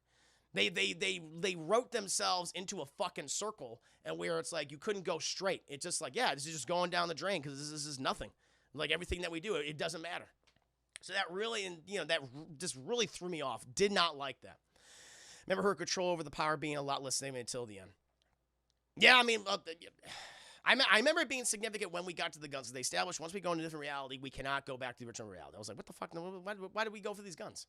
I just remember that bothered me a lot. That's me and Dragon Age Inquisition. The game felt busy work to me. That's a fair criticism. A mission I love is the Emperor's Ball chapter. I love the Dragon Age series. I'm right there with this issue. There was some fetch quest stuff I didn't care for. Yeah. This sounds like your movie review of Soldiers. It doesn't make any sense.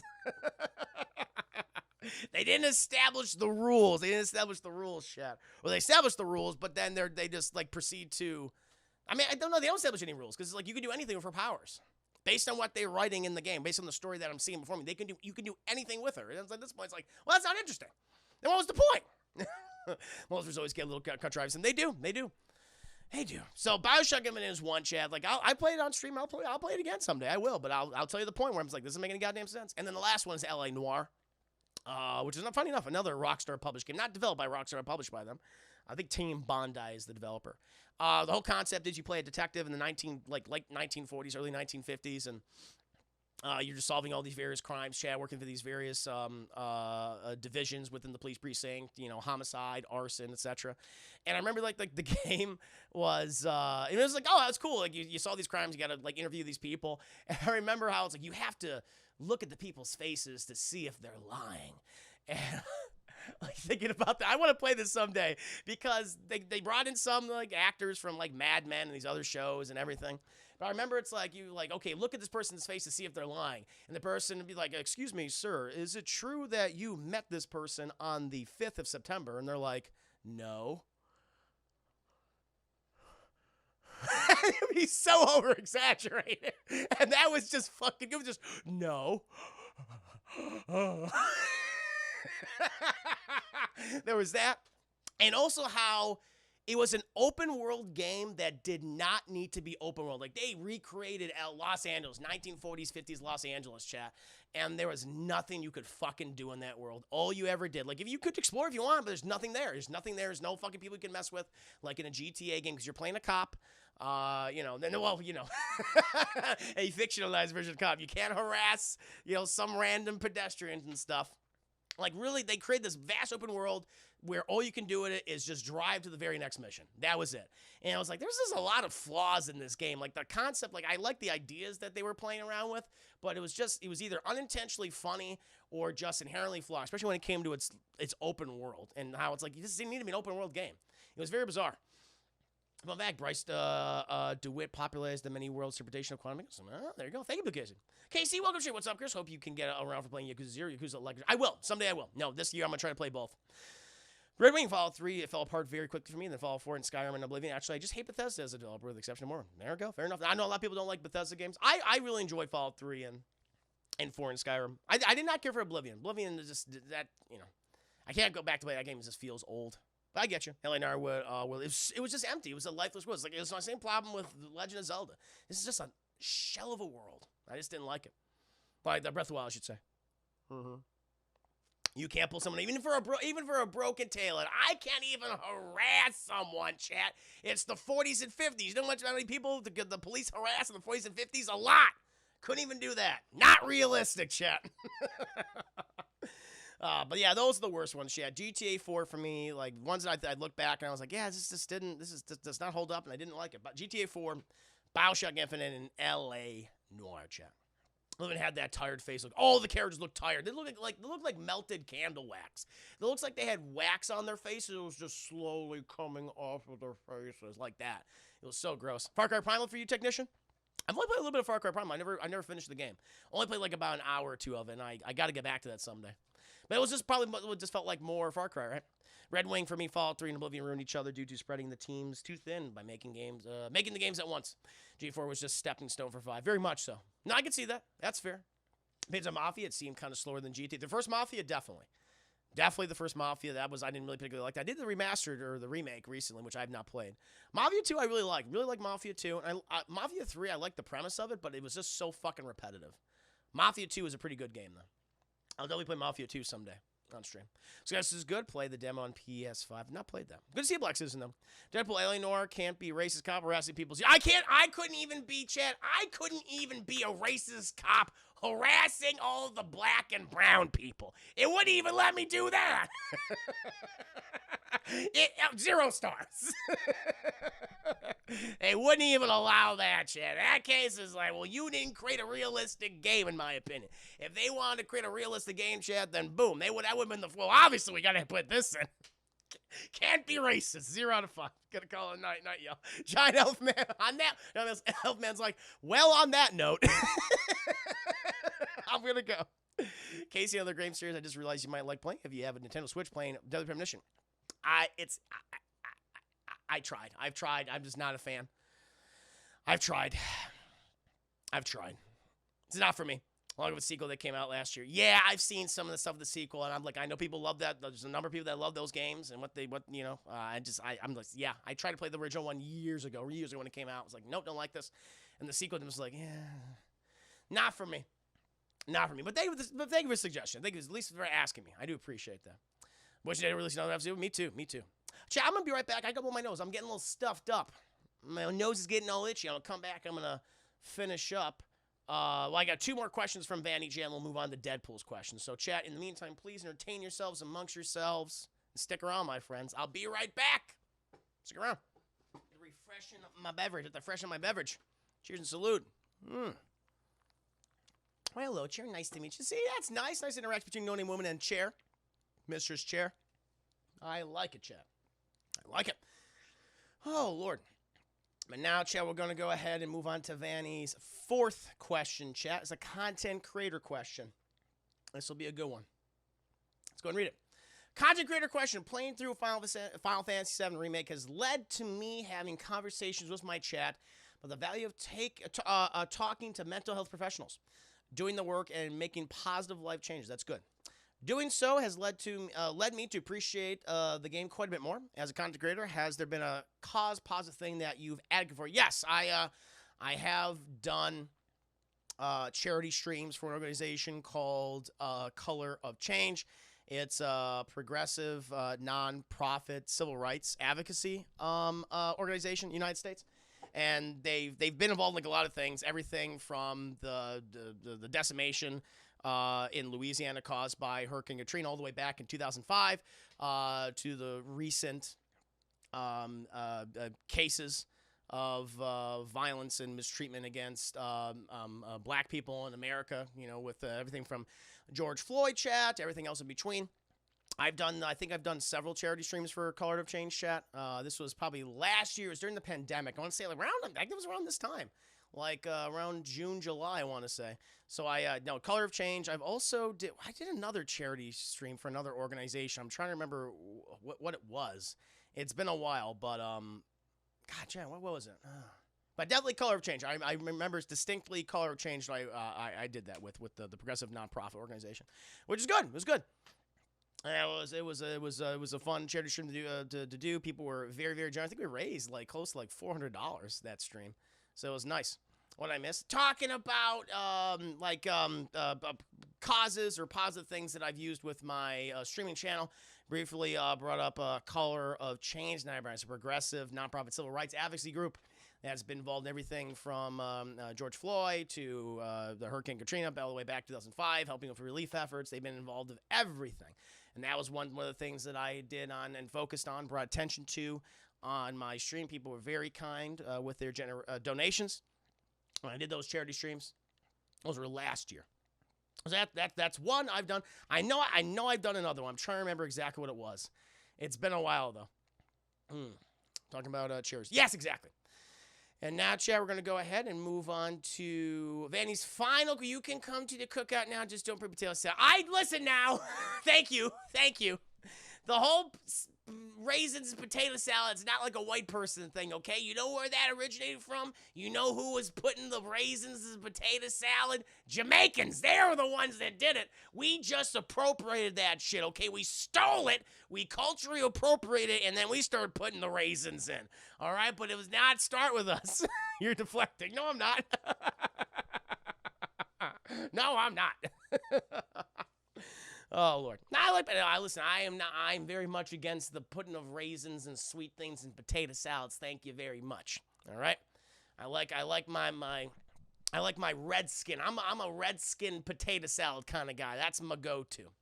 Chris, what's opinion on mayonnaise? I love mayonnaise, all right? Don't be making fun of me like, oh, mayonnaise is the worst kind of mayonnaise is great on a sandwich, okay? I'm not dipping fries in mayonnaise. I'm not a fucking monster. Unlike these goddamn Brits in the UK who are just ingesting mayonnaise by the bucketful. No, you put a nice healthy layer of mayonnaise on like a roast beef on a turkey sandwich. You have lettuce, tomato, and onion and all that, and it's very good. It's very, very good. All right, I'm a big believer in mayonnaise on sandwiches, Chad. Outside of that, it's like, no, I'm not going to fucking go, like stuff in my fucking face like some mutant. Oh, you disgraced by putting raisins. I agree, Darkside. I'm no raisin potato salad guy. He's not lying from the islands. I knew it. I fucking knew it. See, I told you. I'm not lying. It originated in Jamaica. And somehow, well, we appropriated it, but, you know, I was correct. Red Wing, apologies, butchered how I wrote that Konami is putting on a Silent Hill, sure, for the first time ever. Whoa! New games company. Whoa! Oh, that's good, Red Wing. That's good to hear. Thank you for letting me know about that. Nice. Hopefully it's good. Last couple of Silent Hill games that Konami has published have not been great. We shall see. He still has to take all his things, black annual exam to get his permit renewed. Oh, no! On a chicken sandwich or a hamburger? Both. You can do both. I mean, I like mayo on a chicken sandwich. I like mayo on a hamburger. That's fine. I'm with you on that one, but just a little bit. See, there we go. Blueberry mac and cheese is out there. You're welcome. That is fucking weird. I never had that. I love blueberries. Shit. I love mac and cheese combined. Nothing to do. Did someone say mayonnaise? Very much so. He's the kind of guy that just chugs mayonnaise. Can you imagine someone? You know, there's a video out there of someone just scooping mayonnaise in their mouth like a big fucking spoon or chugging it. Oh, that's gross. I want to think about it. Oh, God. A BLT is, yes, a BLT, chat. That's in on there. Bacon, lettuce, tomato, maybe a little cheese, maybe some sharp cheddar on there, chat. But you got to have that mayo on that BLT. That's a goddamn fact. Red Wing knows. Mayo fries nasty. I don't believe in that, but people in the UK, they fucking love this shit. And it's and on Central Europe too. They use that instead of ketchup. Monsters, chat. Monsters. They do that in Germany. What the hell's that about? I don't like it. Do you like seasoning? Yeah, of course I like seasoning. Oh, of course I season my food. I love seasoning. I just made some chicken. So some people can back me up right now. Deadpool and Austinic and Xavier and Mordecai. They can all back me up. Vanny can back me up. Thank you. My condition. Maybe we're gonna think of 5 minutes. Did someone say BLTs with extra mayonnaise? BLTs dipped in mayonnaise with buttered noodles. Yes. I lost my train of thought. What was I talking about? Oh yeah, chicken. So no, of course I season my chicken. I got all sorts of seasoning on there. Because you got the salt, you got the black pepper, you got the garlic in there. You have all the you should see my fucking spice rack, chat. I got everything on there. Sometimes I just, I put the little bread and the crumbly crumbs on it. So, ooh, nice. Then just get that crispy, that skin layer of the crumbs. It's so delicious. I chopped it up, put it in my Caesar salad, ate that in a sandwich. It's so goddamn good. It's some good stuff. Black beans and seasoning for juicy. It is, isn't it? It's so spicy. Ooh, it's so spicy. The blackest beans. They have spam burgers with Oreo and mayo. Oh, my God. Ew. Spam burgers of Oreos and mayo? Oh, my God. I never had spam. I've never had spam. Never eaten that. I don't know. Some people eat that. That's fine. But I've never had them. I saw someone do literally that with mayonnaise on the bus one time. Oh, that's gross. I love mayonnaise, but that is not the way. Any condiment you just chug is just gross to me. Mustard, ketchup, barbecue sauce. Like, no, don't put it on there or dip it, but I'm never chugging. It's like, ugh. Oh, I can't do it. Oh, Lord. What was your take on Middle Eastern food? Speaking of spice, honestly, I haven't really had that too much Middle Eastern food. I've had Indian food, which is fairly spicy. Where I used to work, I worked at a university, Tech State University, and we had a lot of professors who originated from India and Bangladesh, a lot of Southeast Asia, around the Indian subcontinent. And they would always bring in because we'd always have these little potlucks or something, or not any picnics, but just every couple of weeks we'd have a spread. People in the department could go over there and talk with each other. And they'd always bring the spiciest Indian food you can imagine. I don't mind spicy food. It was fine. Never affected my stomach. It was always good. And everything. It's they just filled that shit with paprika and what's the other spices?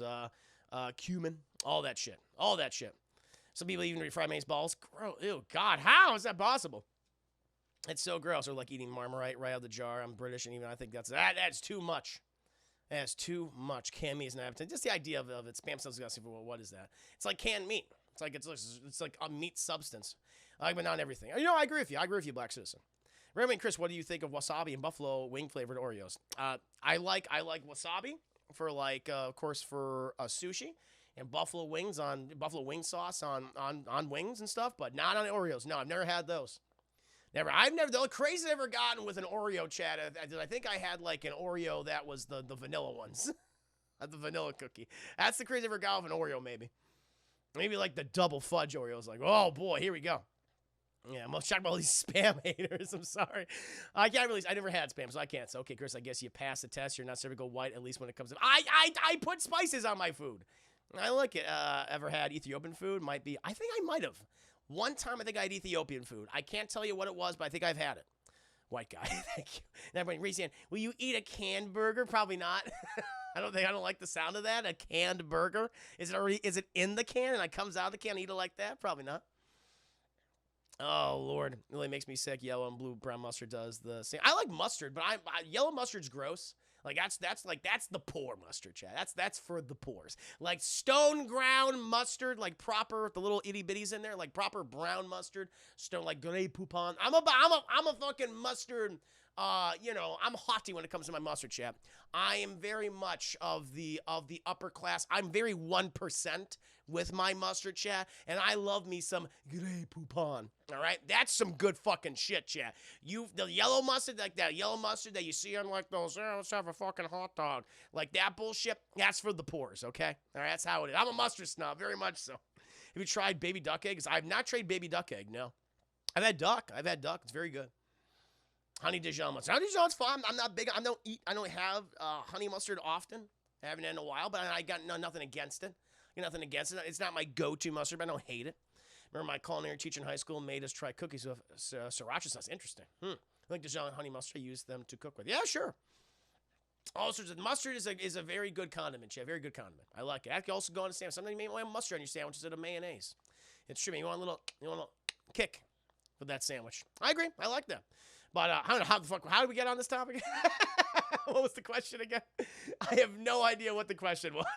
Oh, color of change. Hell yeah, the groups I've done charity streams with. No idea how we got to that one. That's amazing. Absolutely amazing. I love when we go off on these little tangents. Very, very good. Very good. But now, Che, we have a music question. Of course, a music question from Vanny. One consistent thing I've said about the Final Fantasy remake is that the soundtrack is straight up amazing. The remixes, new orchestral takes of the various themes, and battle music are absolutely masterful. They're great. The score for Final Fantasy VII remake is great. What game soundtracks that was given the full orchestral treatment stand out the most to you? I mean, like for remakes, like that's a hard question. Like I don't know if I can answer that. But ones that I just think like, well, this has a great orchestral score. I mean, the Mass Effect series, of course, which I've gone on about, chat. You've heard the number of pieces from the Mass Effect series. Mass Effect 1 is more of a synthwave score, whereas Mass Effect 2 and 3 have proper orchestral scores. A little bit of that synth coming in there. Another one is God of War 2018. I think has an excellent orchestral score, chat. Skyrim, chat. I mean, Final Fantasy. Now, I don't know if they.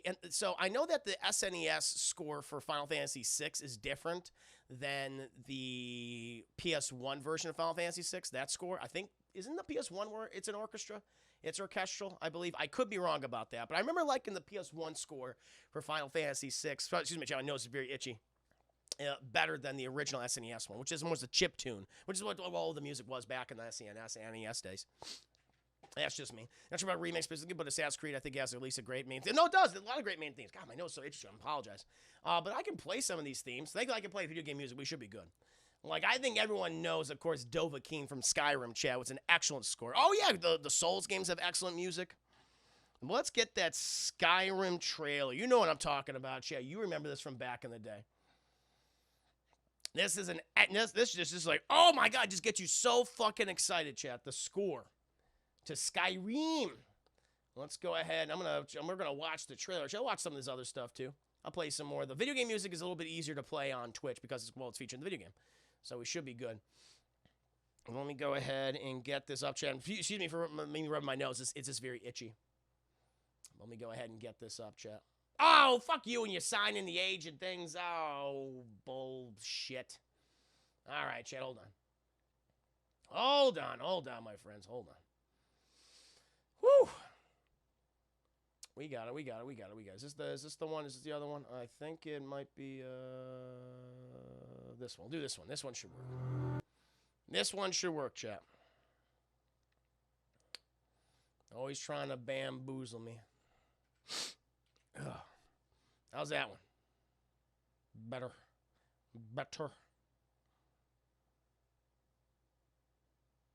Aha!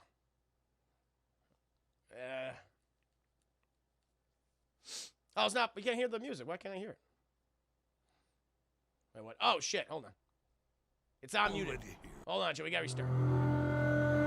We gotta restart it, chat. I had it unmuted by my mistake. My mistake, chat. Ugh. The conversation will start with potato salad. I know I've been annoying with this, but the Link's Awakening remake soundtrack. Oh, it's great. No, Link to I've heard a little bit of that. That's really good. Really good. But of course, we all remember this music right here. It's like, whoa. Think what you say what you will about the Skyrim of the game. I mean, I really love it, but most people don't. But this music, chat, it sold this fucking game. The defeat was merely a delay. To the time after Oblivion opened. I think this is Christopher Plummer.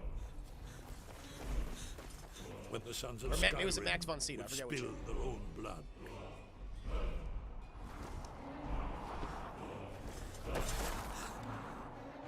No one wanted to believe they even existed. And when the truth finally dawns, it dawns in fire.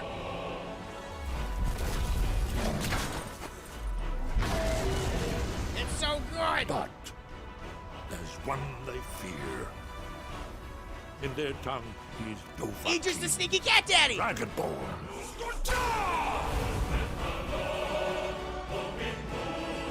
What's going on? I'm showcasing musics. I'm showcasing musics, Naya.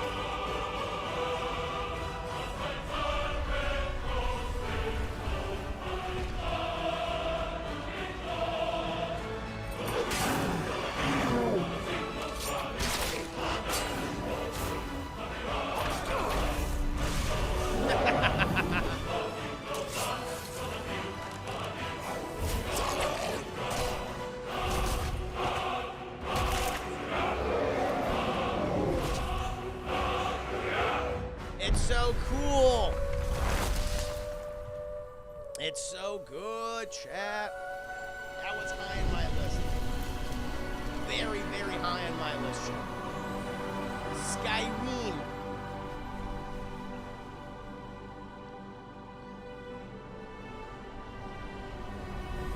Yeah. Skyrim's fans getting the whole crowd even this. Oh, definitely. It's very popular. It's great. It's gonna be 10 years old. I think it's gonna turn 10 years old this year. Came out in 11/11/11, chat. So November 11th this year. Boom. It will be a 10-year-old game, a decade old. And it's great. I have done many streams of it. And chat, I'm gonna go ahead and play another wonderful piece, chat, of the musics. You've heard this before. You've definitely heard this before, chat. From Mass Effect 2. I'm gonna go back to my hole again. No, come Hazel, no! This is Mass Effect 2, the Suicide Mission, chat. Probably my favorite composition from the entire trilogy. You'll be hearing this soon, chat, on my Mass Effect 2 stream when we do it, the Suicide Mission against the Collectors, chat. No panda friend.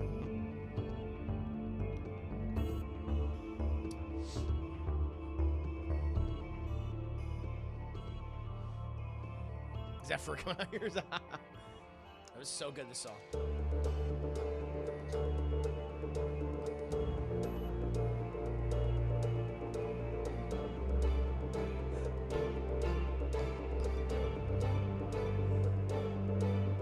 The horns come in here, chat. There's the horns coming in there, chat. Woo! I'm just doing like orchestral songs. Here it is, chat. Oh, here it is, baby!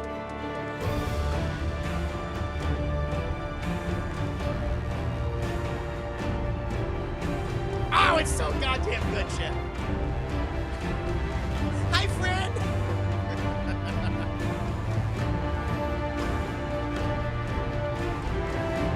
Bioware music's always been so good. Oh, I love it. I didn't know what this play. Bioware music has always been great. Green.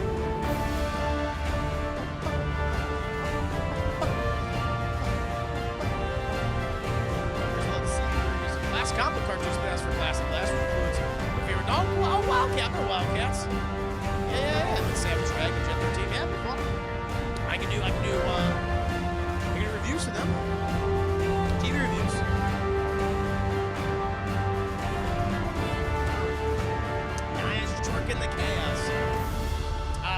good, chat. I can listen to this the entire goddamn time, and you bet your booty patootie I will. Now there's a lot of good stuff here. I'm gonna play play one more piece. This is from Mass Effect 2. This is part of the Mass Effect trilogy. This is the Suicide Mission theme. One of the best pieces of music from the series, in my opinion. Yeah, here it is. Here it is. Here it is. The end run. Here's the end run, chat. It's the end run, baby.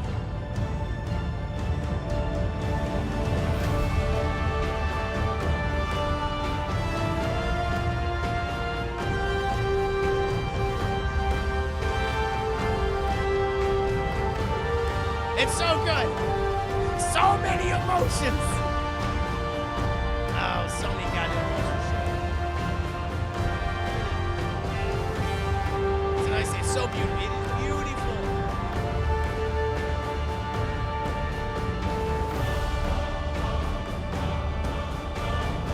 I'm gonna listen to the whole thing. I gotta stop. I have to stop. What's your favorite genre of music? Juicy video games. No, I don't think you understand what I said what I said.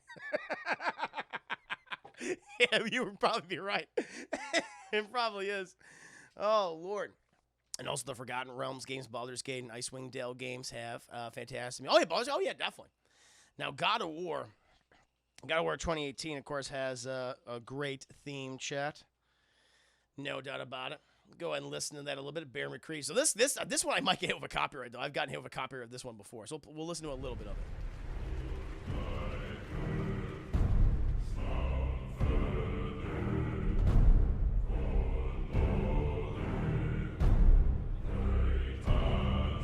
I always really like this one.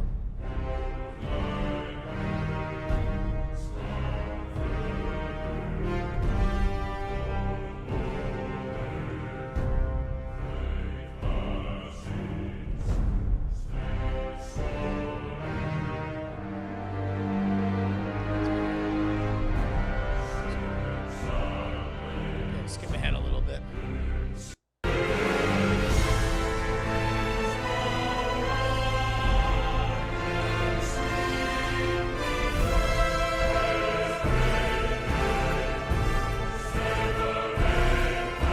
Yes! So, God of War, definitely one of my favorite scores. It's high up there, Chad. It's high up there. Oh, Lord. Yay! Yeah, great piece of music, Chad. Great orchestral orchestral scores, proper orchestral scores.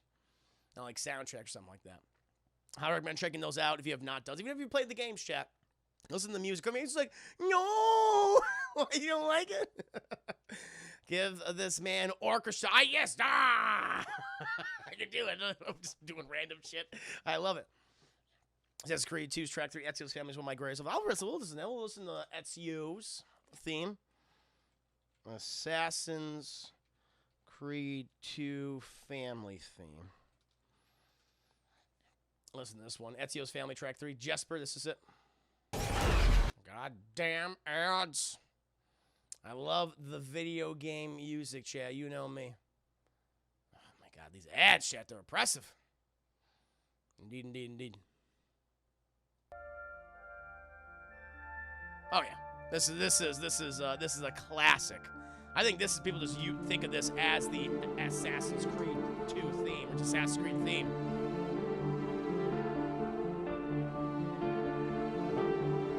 Hi, Alex Bernal. Alex Bernal, YouTube editor extraordinaire. Alex Bernal, thank you.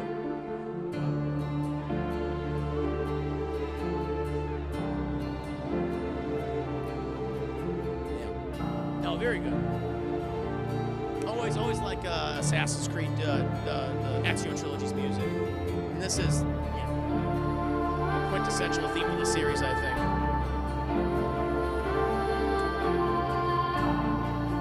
Yeah, this is great. It's a great game. Ezio, I think, is a fantastic character.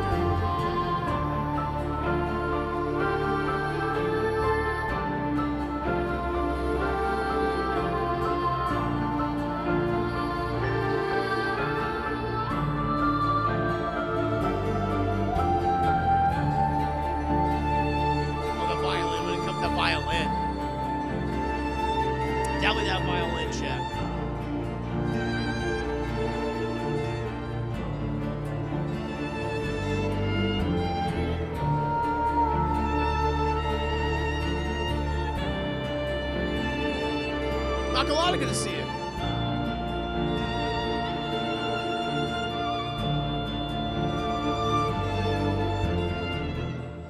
Very good.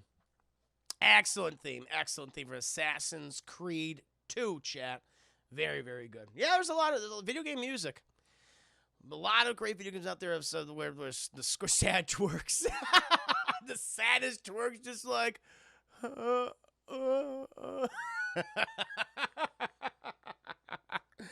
Indeed. Oh, indeed. But no, that brings it... I think that brings an end to Vanny's Makalata Heart Hands. It brings an end. Goes back in your hole. No, Grimhazel, no. That brings an end to Vanny's questions, chat, I believe. Yes. And now we can move on to Deadpool's questions. We'll play some more themes later on the stream if I have time. Play some more things. I got to be careful with the amount of music I play. Yeah, Halo is a great theme. Halo is an amazing thing. But we can now move on to some Deadpool questions. So Deadpool submitted like 30 questions like a couple weeks ago. And it was all part of this like relationship test thing. And I did like 5 of them. I'm going to do another 5 tonight, chat. Felt appropriate, chat. So let's go ahead and we'll do this. We'll do some of those themes later on, Casey. We'll get to some of those. I just want to get these other people's questions. We'll do some more themes at the end. Video game themes, because at least for those, I won't get the copyright strike because they're in games. They play in games. But like outside of that, it's kind of hard. But let's move on to Deadpool's next question, or the part of this 30 questionnaire that he sent me. This is question number 6, chat. And this is like basically it's like, yeah, you say these questions, you go back and forth with your significant other, and then you see what your relationship is. You have a lot in common, you have a lot of differences, that kind of thing. Show the other 20 biddies. Thank you so much. Question 36. So what are we? Indeed. I don't know. Oh, excuse me, chat. I burped. I stifled the burp. But this is Deadpool's 6th question. If you were able to live to the age of 90, I hope so, and retain either the mind or body of a 30-year-old for the last 60 years of your life. Jesus, the last 60 years of my life? So, okay, all right. Which would you want? So I guess I'll be a 30-year-old. I'll either have the mind or the body of one for the next 60 years. Well, to be honest with you, I would probably want the mind. I mean, as you grow older, I mean, of course, you know, I mean, the whole thing. I've had relatives who, as they've aged, they've gotten dementia, they've gotten Alzheimer's, chat, and that's a really scary thing where you don't even know who you are anymore. You don't even recognize people. So I think if as my body starts to degrade, it's like that. Of course, it's sad to see that. But I would still like to be aware. I would still like to know. I would not like my mind to go through that same process. So I would choose to have the mind of a 30-year-old. I would have that where it's like it's healthy, mostly healthy. So I would be me. It'll be me, chat. Just imagine this that you see before you, but in a 90-year-old body. Witness me. Witness. That was what you would see. I'm already seeing now 29-year-old, so give me that youth. Nice, like give me the youthful body. Fair enough. But for me, I have to pick the mind that I have now, the 30-year-old mind. That's what I would choose. I choose mind and exercise a lot. Exactly. Just try to maintain as healthy physical lifestyle as possible, but I would have the mind. When a 30-year-old body like death becomes her. It's interesting. So you people are choosing this. Always go over the body. Very interesting. Yeah, I just don't want to get have that dementia or have Alzheimer's or something like that. I want to be very clear thinking. Always. Yeah. So yeah, for me, I have to pick the mind, chat. The mind is my choice, and I would age gracefully, like fine wine. Hopefully not like milk. Hopefully I'll age like fine wine, chat. But I have the mind. I'll always have the mind. That's just me. Yeah, it's a very scary thing. It is, Scripture. I've experienced that. I know some of you have experienced that, and it's sad. It's hard. It can be scary. So that's me. 30-year-old body means healthier year old. 30-year-old body means healthier brain doesn't. Not well. They're saying specifically, it's like okay, either physical body, but your mind, your mind will age as it does, like with all old people, but. That's how it is. So it's not like, you're cheating. No, it's very much like, no, do you want the younger, the healthy, always 30-year-old body, or do you want the mind that always stays the same? Never ages. Fine wine. Yes, like rotting grapes. If the dirty Sonic boy wasn't scared of imagine being 70 years old. Can you imagine, Chad? Just 70, 75-year-old me in full Sonic regalia reading erotic Sonic fan fiction. Hello, everyone. Welcome to Erotic Sonic High School, where Sonic is going to have the sex with Amy. It's wonderful. That'd be great. Oh, Lord. I wish you the best, too. Oh, look at that. Nice little conversation going on right there. Chat. So sweet. But 9-year-old Mr. Evan wearing a Sonic costume was just sweating. Just sweating. Just not reading anything. Creeper evasion. Yeah. We can go ahead, Chan, and move on to Deadpool's. I like these. These are some fun questions. But for me, the mind, Chan, I'll let the body. Always keep my mind. Always want that. Very sharp. But let the body age. Let the body age. Dark Side of the 5 is you joke, but that's your feeling. Yeah. It probably is. It probably is. I'm going to be disappointed if I can't see that video when I'm out. Well, it'll happen. It'll happen. Remember, everyone, where I dressed up as Sonic all those years ago in my youth? Well, I have a special surprise for you. I just come out. Just hanging off of me. Did you see what have his kids and grandkids with? It's true. Hey, kids, look, it's Sonic. Gotta go fast. Dad, Grandpa Chris is wearing the Sonic suit again. Oh, God. I gotta go fast. I'm gonna get you. That's like The Visit. That should be the sequel to The Visit, chat, where it's like, instead of like those crazy grandparents, it's just an old man in a Sonic suit chasing his grandchildren around the property. That's what it needs to be. M. Night Shyamalan, if you were still alive in like, I don't know, like 40 fucking years, get me on the good old phone there. Give me a little ring-a-ding-ding. We got a good concept. You'd be a brain in a jar with a Sonic beanie, probably. I'd do it. I'd fucking be in a jar. Why not? I'd rock that. Why not? Oh, this is a nice question. This is question number 7. Do you have a secret hunch how you will die? Wow, how would I die? How would you think I will die? I will sweat to death. I'll die from this oppressive heat, which might be a possibility. Alcohol, possibly, chat. Kidneys might go out. That could be a thing, maybe. I don't know how I would die. On the mic. I'll die on the mic. I'll die doing, that's how it is, chat. That's it. I'll die doing what I love. Talking with you guys, chat. I'll be like, and another thing. I just died. I'll just be there. And I'll finally hit partner, chat. I'll finally hit partner that day. That'll be a death by black beans and ground turkey just explodes out of me. It's like, oh God, just erupts. Just goes right through me. Oh no! Get my movie truck. Damn! You'll die with a whiskey sour in your hand wearing your Sonic suit. They fucking find me. What if my family? Like, we haven't heard from Grandpa Chris in so long.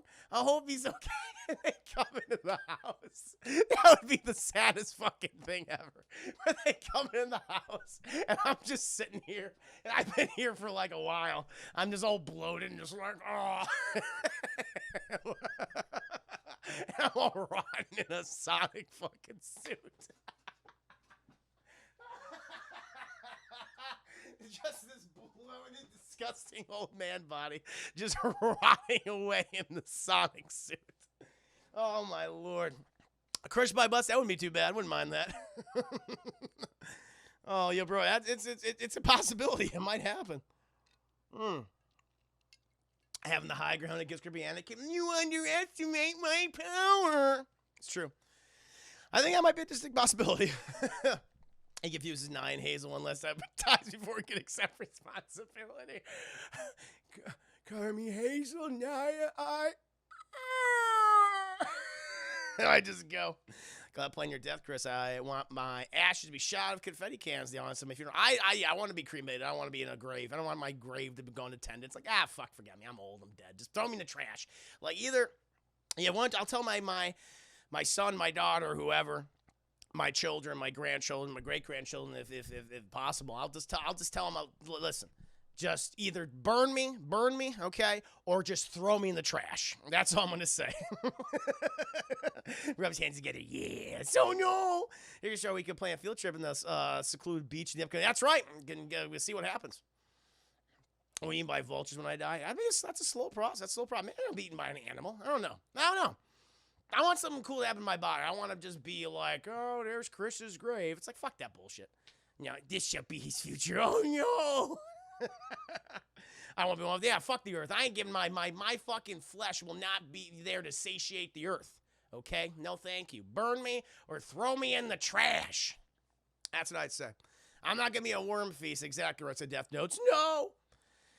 Yeah. But yeah, it's a good one, chat. I'll probably die doing this.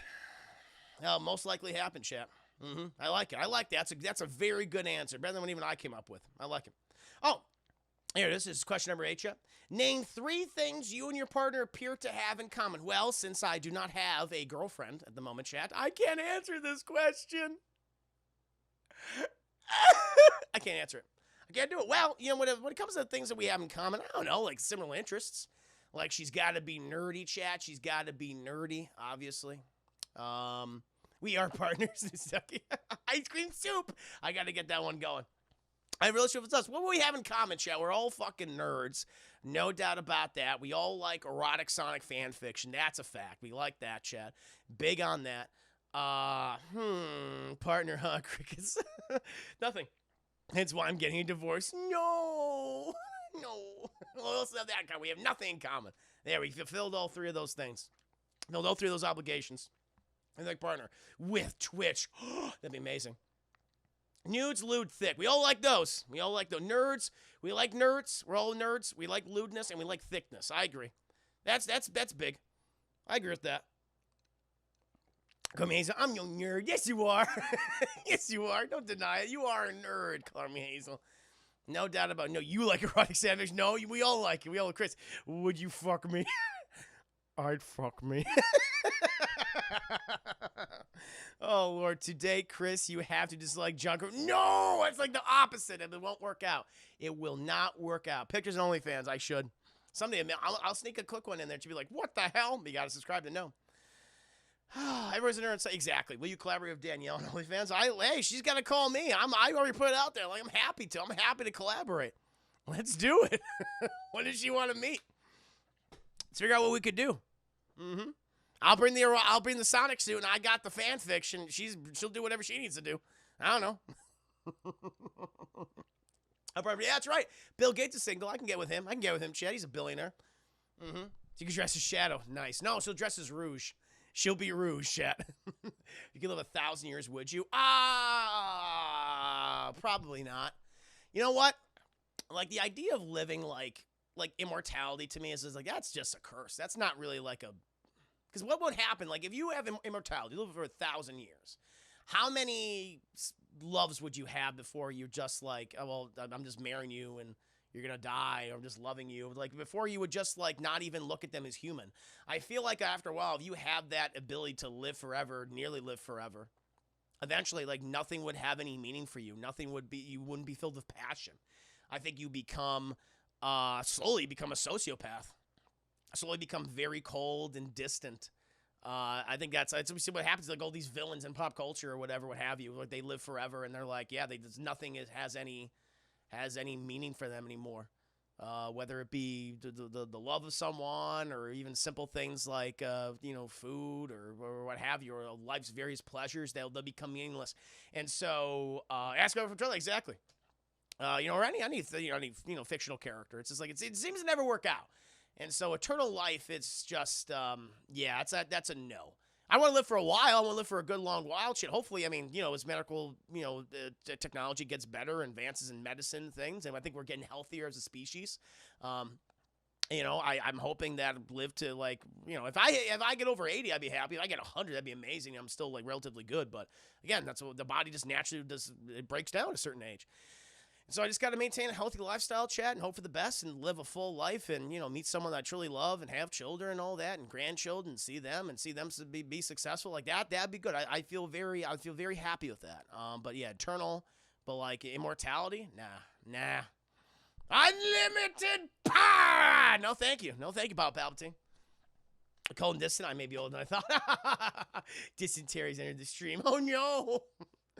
Oh, Lord. The over dread. Well, I don't want to die like in a day. I want to avoid that, too. No, Himiko and her guardian guards 2013. Humor is more like living death. Yeah, I just want to live that. I just want to live like because that is like you eventually do die because life has no meaning anymore if you live forever. Children. I mean, eventually I want children, 1,000 years doesn't sound bad. I don't know, that's a lot of time. I don't know. I mean, that's all I don't know how that would work. Yeah, we live like an age of Adeline. Black bean babies. What? Did the beans become sentient? Have I lived that long to see them become sentient yet? Oh, my Lord. Yeah. Yeah, Lewis from Interview Vampire. Like, he's fucking miserable with his immortality. Immortality's never good. If I'm immortal, everyone will be my wife. Everyone! Oh, no! Actually, proven scientifically that immortality is just what cancer is. Cells that won't stop growing and reproducing. Fair enough. Yeah. No, I don't want to be immortal. No, it never seems to work out. People love that idea, but I'll tell you this. I would like to not die by accident. Like, that'd be good. Not like where I have an injury or something and that like makes it worse. Like if I can be like immune from injury, that'd be cool, but I will eventually die. My body will give out. That's fine. Well, what if you live chilling but still like, fuck that. That'd be a goddamn nightmare. No, that's even worse. That's scary. That's some monkey's paw shit right there. That's some monkey's paw shit where it's like, I want to live forever. It's like, okay, but you still age. That's a goddamn nightmare. That's what happened in The Green Mile. That's him in The Green Mile with like Tom Hanks' character and that fucking mouse. That's like, oh shit, that'd be too scary. I'm Xavier. I'm Commander Shep. This is my favorite stream on Twitch. I'm Xavier. Good to see you. Hope you're doing very well. It's a pleasure to have you here. During the watch party. Thank you. I'll be the cool aunt forever. Yeah, nothing wrong with that. I can't be a cool aunt or uncle, chat. Well, because I don't have any brothers or sisters. But maybe my significant other, maybe my future wife, and I could be a cool uncle if she has siblings. That'd be neat. A peaceful death sleeping in that song. Yes, that was just my family finding me in my Sonic suit and like, you gotta deal with this now. That would be fucking hilarious. Like, God damn it, Dad. That would be funny. Show. Think of the 20 videos. Casey, I feel that if something in a way I'd be up for, which is we could live for as long as that's something I'd be cool as uncle as well. I just want to. I want to live a long time, but I don't want to, live forever. That's my thing. You can't marry black beans, Chris. Why talk about black bean babies? Whoa! You don't have siblings? No, I'm only. I never talked about this. I may have mentioned on stream. I'm an only child. I'm an only child. Just me. Like Khaleesi was cursed with that. He looks like a mummy lately. I mean, he's old. Isn't he? He's 90. Isn't he like 92? He's really up there. He's lived a full life. Poor only child. Yeah. Has his benefits. We could tell. What does that mean? What does that mean, Naya? What do you mean you can tell? Dark Slayer. I don't know. Yeah, you know something. Dark Slayer with the Bibles. Christian children. I rather remember our dad as an alcoholic than him being a Sonic fan. That might be true. Victor Necrofunk, welcome to the stream. Does your mom watch your OnlyFans, and does she have opinions? They don't know about it. That's all I'll say. I think that's all I'll say. They're not aware of it. They are not aware of that. Oh, Lord. Thank you, Dark Slayer, for the 5 biddies. Luke the Boss, thank you for 3 biddies. That explains your lack of music taste, because an older brother would have definitely put you on some good... Exactly. Say, hey, I'm an only child. Exactly.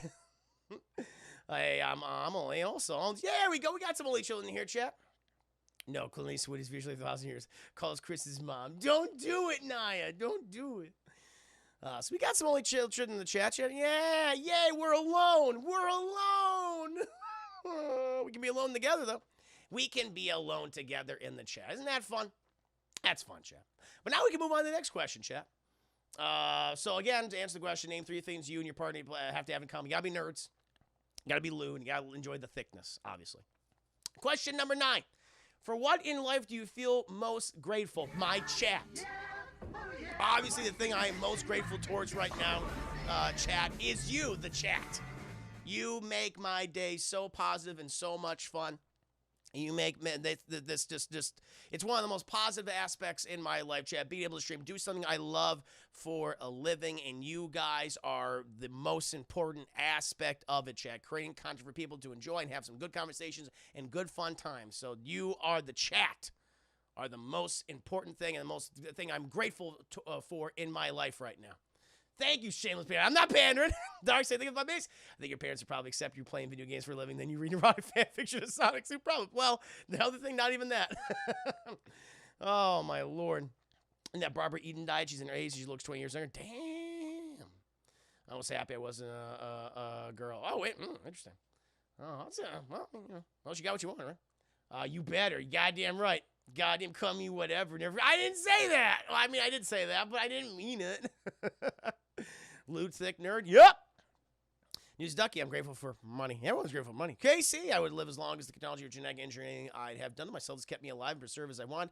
Like, I still look 30 to 1,000 years from now, unless I choose a side to finally turn off the machine or shut down my nanomachines. Just crumble to dust, but since it's kind of is immortality, I still be up for finding something worth enjoying in everything I find in the world. I travel almost every. Yeah, travel, definitely travel.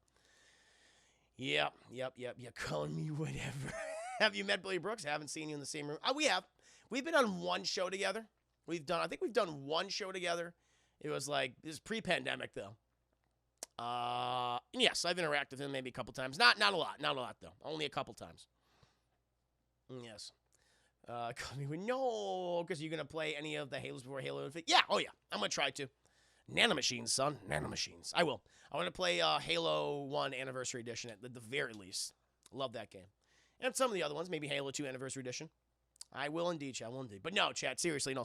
The thing I'm really grateful for in my life is you guys. Seriously, the chat. You guys have really stood by me. You helped me out. You've been the reason why I've been able to do this for a living, chat, through your generosity. And you're just a ray of sunshine, chat. You're so positive, and you always make me feel better. So it's an absolute pleasure to have you here, chat. Of course. You are the thing that I'm most grateful for right now in my life, Chad. It's been an incredible experience, and to many more positive and grateful days in the future. What was that before the Twitch phase? Oh no, not before that. We were already on Twitch then. It was just before pandemic. So when they get tired, I'll tell my caretaker, all right, I'm not finally ready to shut them down. That'd be it. Fair enough. Josh, Chris, these people got mad at you over a chair. That's true, they did. They did. They're like, where is OG Chair? He's dead. Actually, he's right there. He's seriously just right over there. And they have chat always has their moments. Much love, Chris. Thank you, Tutel. Thank you. Release the Tower fan cut. I need a chat because I'm hot. I'm so hot. Indeed. Ilbel is doing Twitch harder as a job compared to your old job from working people. No, my old job, I hated my old job. I was like, I'm so glad I did this. Like, there's some hard aspects to this, preparing stuff and working on content, just trying to maintain that consistency. Sure, I mean, that's hard. But the old job, no. No, fuck that shit, I mean, the only positive thing about the other job is just the benefits that came with, but, because I got to pay for my benefits now, that came with the job. Other than that, though, no, I love doing this. This is incredibly rare, and I'm very privileged to be able to do this for a living. Not a lot of people can do this, Chad. And I've been able to support myself in various platforms. And what I do for DT, it's been great. It's been golden. It continues to grow. So no, this is the best thing that really, I'm serious, Chad. This is the best thing that could happen to me right now in my life. It's what I needed to be physically and mentally healthier. Juicy, I'll never forget you guys. Color me whatever. Reverend, I'm grateful for this stream and all the awesome people in the chat and our badass Red Wing. Thank you so much. See, kind words like that, shit, it brings me to life. It makes me joyous. I love it. Thank you. Black Super Sermon, even if it means less interaction, I wish for you to get several thousand subs. You know what? No, thank you. That's very kind. I would be happy. Like, I'm not looking to get, like, I want to be the next ninja on Twitch. Believe me, that's not what I want.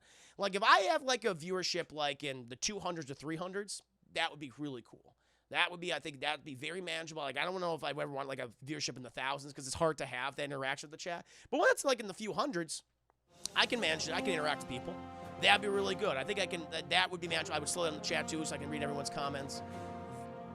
I'd be very satisfied with. Like, I'm not looking to, like, I want to make $25,000 a month. It's like a goal I think would be cool. Like, thank you, Nomi, for the 150. Wishing you all the same. Thank you, Nomi. Thank you so much. Like, I don't know. I think, like, the average amount of money that, like, a person on Twitch makes, like, they do Twitch for a living. Like, this is their sole income. And they have other platforms, of course. But, like, what they would make, like, $5K, I think I've read this. That is the average, like, a streamer who does this for a living. Like, if I can get the $5K, that'd be amazing. Per month, golden. That'd be golden. But again, you guys have been so supportive, and I make enough to support myself. But like that's like a goal I have, like to have like a viewership in the few hundreds, not like in the high hundreds, like 200, 300s. That's good. Maybe earn 5K per month from Twitch, maybe from my other platforms. Maybe it all equals to 5K. That'd be really good. You know, it's big enough, but not too big, not where it becomes unmanageable. Thank you, show for the 20 biddies. Thank you, Red Wing, for gifting a sub to a Wild Z Drew. Koki, it's nice community. Thank you. You make that community nice, Koki. Thank you. My little veterans, nice community. Thank you. Thank you so much. I remember you. I miss when you become famous. I'm never going to forget you, Naya. Not you or your doppelganger colored me hazel. I remember you both. No, just hope to have you be you guys in this community for a very long time. Hope I can keep entertaining you, serenading you, wooing you, chat, you know, whichever. Yeah, hope to do eventually new things, incorporate new things in the streams. Yeah, those are some objectives I want to do.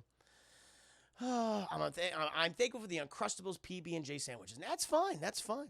With a Sonic Kashimo sweating them balls, instant front page. Probably. I probably should do that. I don't like the big ones where they never respond. Exactly. That's the thing, Axel. It's like, I mean, I get they get so big that they can't. Like Ninja, like he can't. He actually cannot do that. Like, I understand that. But like, so many people on Twitch are like, they don't interact with the chat at all. Just like, and they have small eyes. And they think, why is my arms so small? Because you don't fucking interact with anybody. Yeah, I'm running. Oh, I remember you. Okay. Craig will beat you ass. Will beat you ass if you stop being humble. I'm going to keep being humble. You need to be humble, chat. You need to appreciate your audience. You need to maintain a very kind rapport, an understanding rapport, and you'll be good. And you'll continue to grow.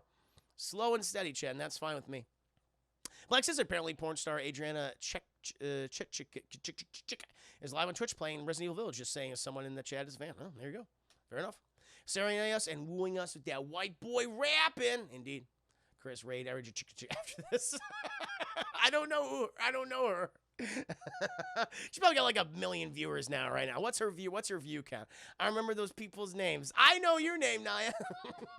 Or what? Or Adriana Chick. I don't know her. I remember your names. But now, chat, we'll finally get to the last question here.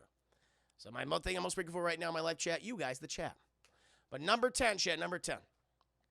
If you could change anything about the way you were raised, what would it be? Oh, this is going to get real. I don't know. I think it would just be my parents be more encouraging for my interest, chat. You know, my parents, again, they're boomers, if you will. They're boomers, and they have a specific point of view where you have to have this type of education. You have to have this. You have to have college. You have to have a master's degree. They were talking about like PhD and stuff. You have to have this. And you know, it's just like typical type of like a profession, you know, in the quote unquote real world or what have you. But in this time, in this digital age, chat, and in this, you know, this whole new century, things have changed so rapidly over time. And I wish they encouraged my other interests, you know, because I could have found ways to capitalize on stuff like this much earlier. You know, I could have found ways where it's like, maybe I should have gotten the Twitch streaming much earlier, chat, if I knew about it, if I had an inkling about it. I could have gotten, you know, pursued my in terms of like my YouTube content like earlier. I wish they'd been more encouraging and not just looking at that stuff like it's a hobby or it's only for the most exceptional of people. Like, you can do this. It is possible if you just do things right, if you build this stuff over time. And I feel like if I had gotten to this earlier, I'd even be in I would even have a, you know, I mean, who knows? Maybe not. But I felt like if I did this earlier in my life and like really capitalized on certain trends and platforms and things, and had my parents, either they were knowledgeable or they were encouraging in regards to some of this content that I enjoy, chat, nerdy shit, if you will, that I would have got into it earlier and would have been even more successful. Where, you know, I wouldn't have had to like my you know, like, I appreciate, like, college was very important. College helped me, no doubt about that. But at the same time, it's like, I wish I pursued other things instead of like, you should be a teacher, you should be a doctor. It's like, I don't want to be those things, you know. I wish they encouraged me and they expressed interest in my interests. They were not interested in my interests, to say the least. Knowing women's success is a very specific definition. I guess, that's true. It's you know, I mean, I think I am being successful, Chad. I think I'm becoming more successful over time. But I feel like I could have gotten a head up on certain things had I been encouraged at a younger age. Had my parents understood some of the things I was interested in, see, like, oh, you can capitalize on this. But they didn't know. Like an edgy, yeah, exactly. Luke the Boss, thank you, by the way, Dark Side of the 5 Biddies. Professor Juicy. I did teach.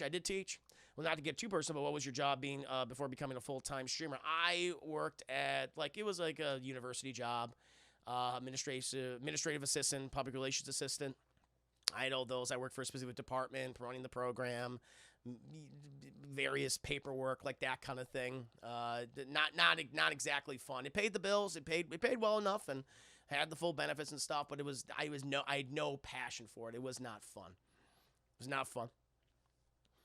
Yeah, now people are seeing that the internet is insane. Well, just so much you can do with it. So much you can do. You can capitalize on. You can build. You can eke out a life using it to pay yourself well.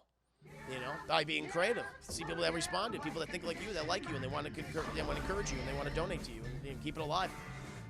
Keep that good content consistent. Thank you, Axel, for the 5 biddies. My parents wanted me to be a doctor. Didn't have me. Exactly. They place these expectations because they adhere to these things. That's what they grew up with.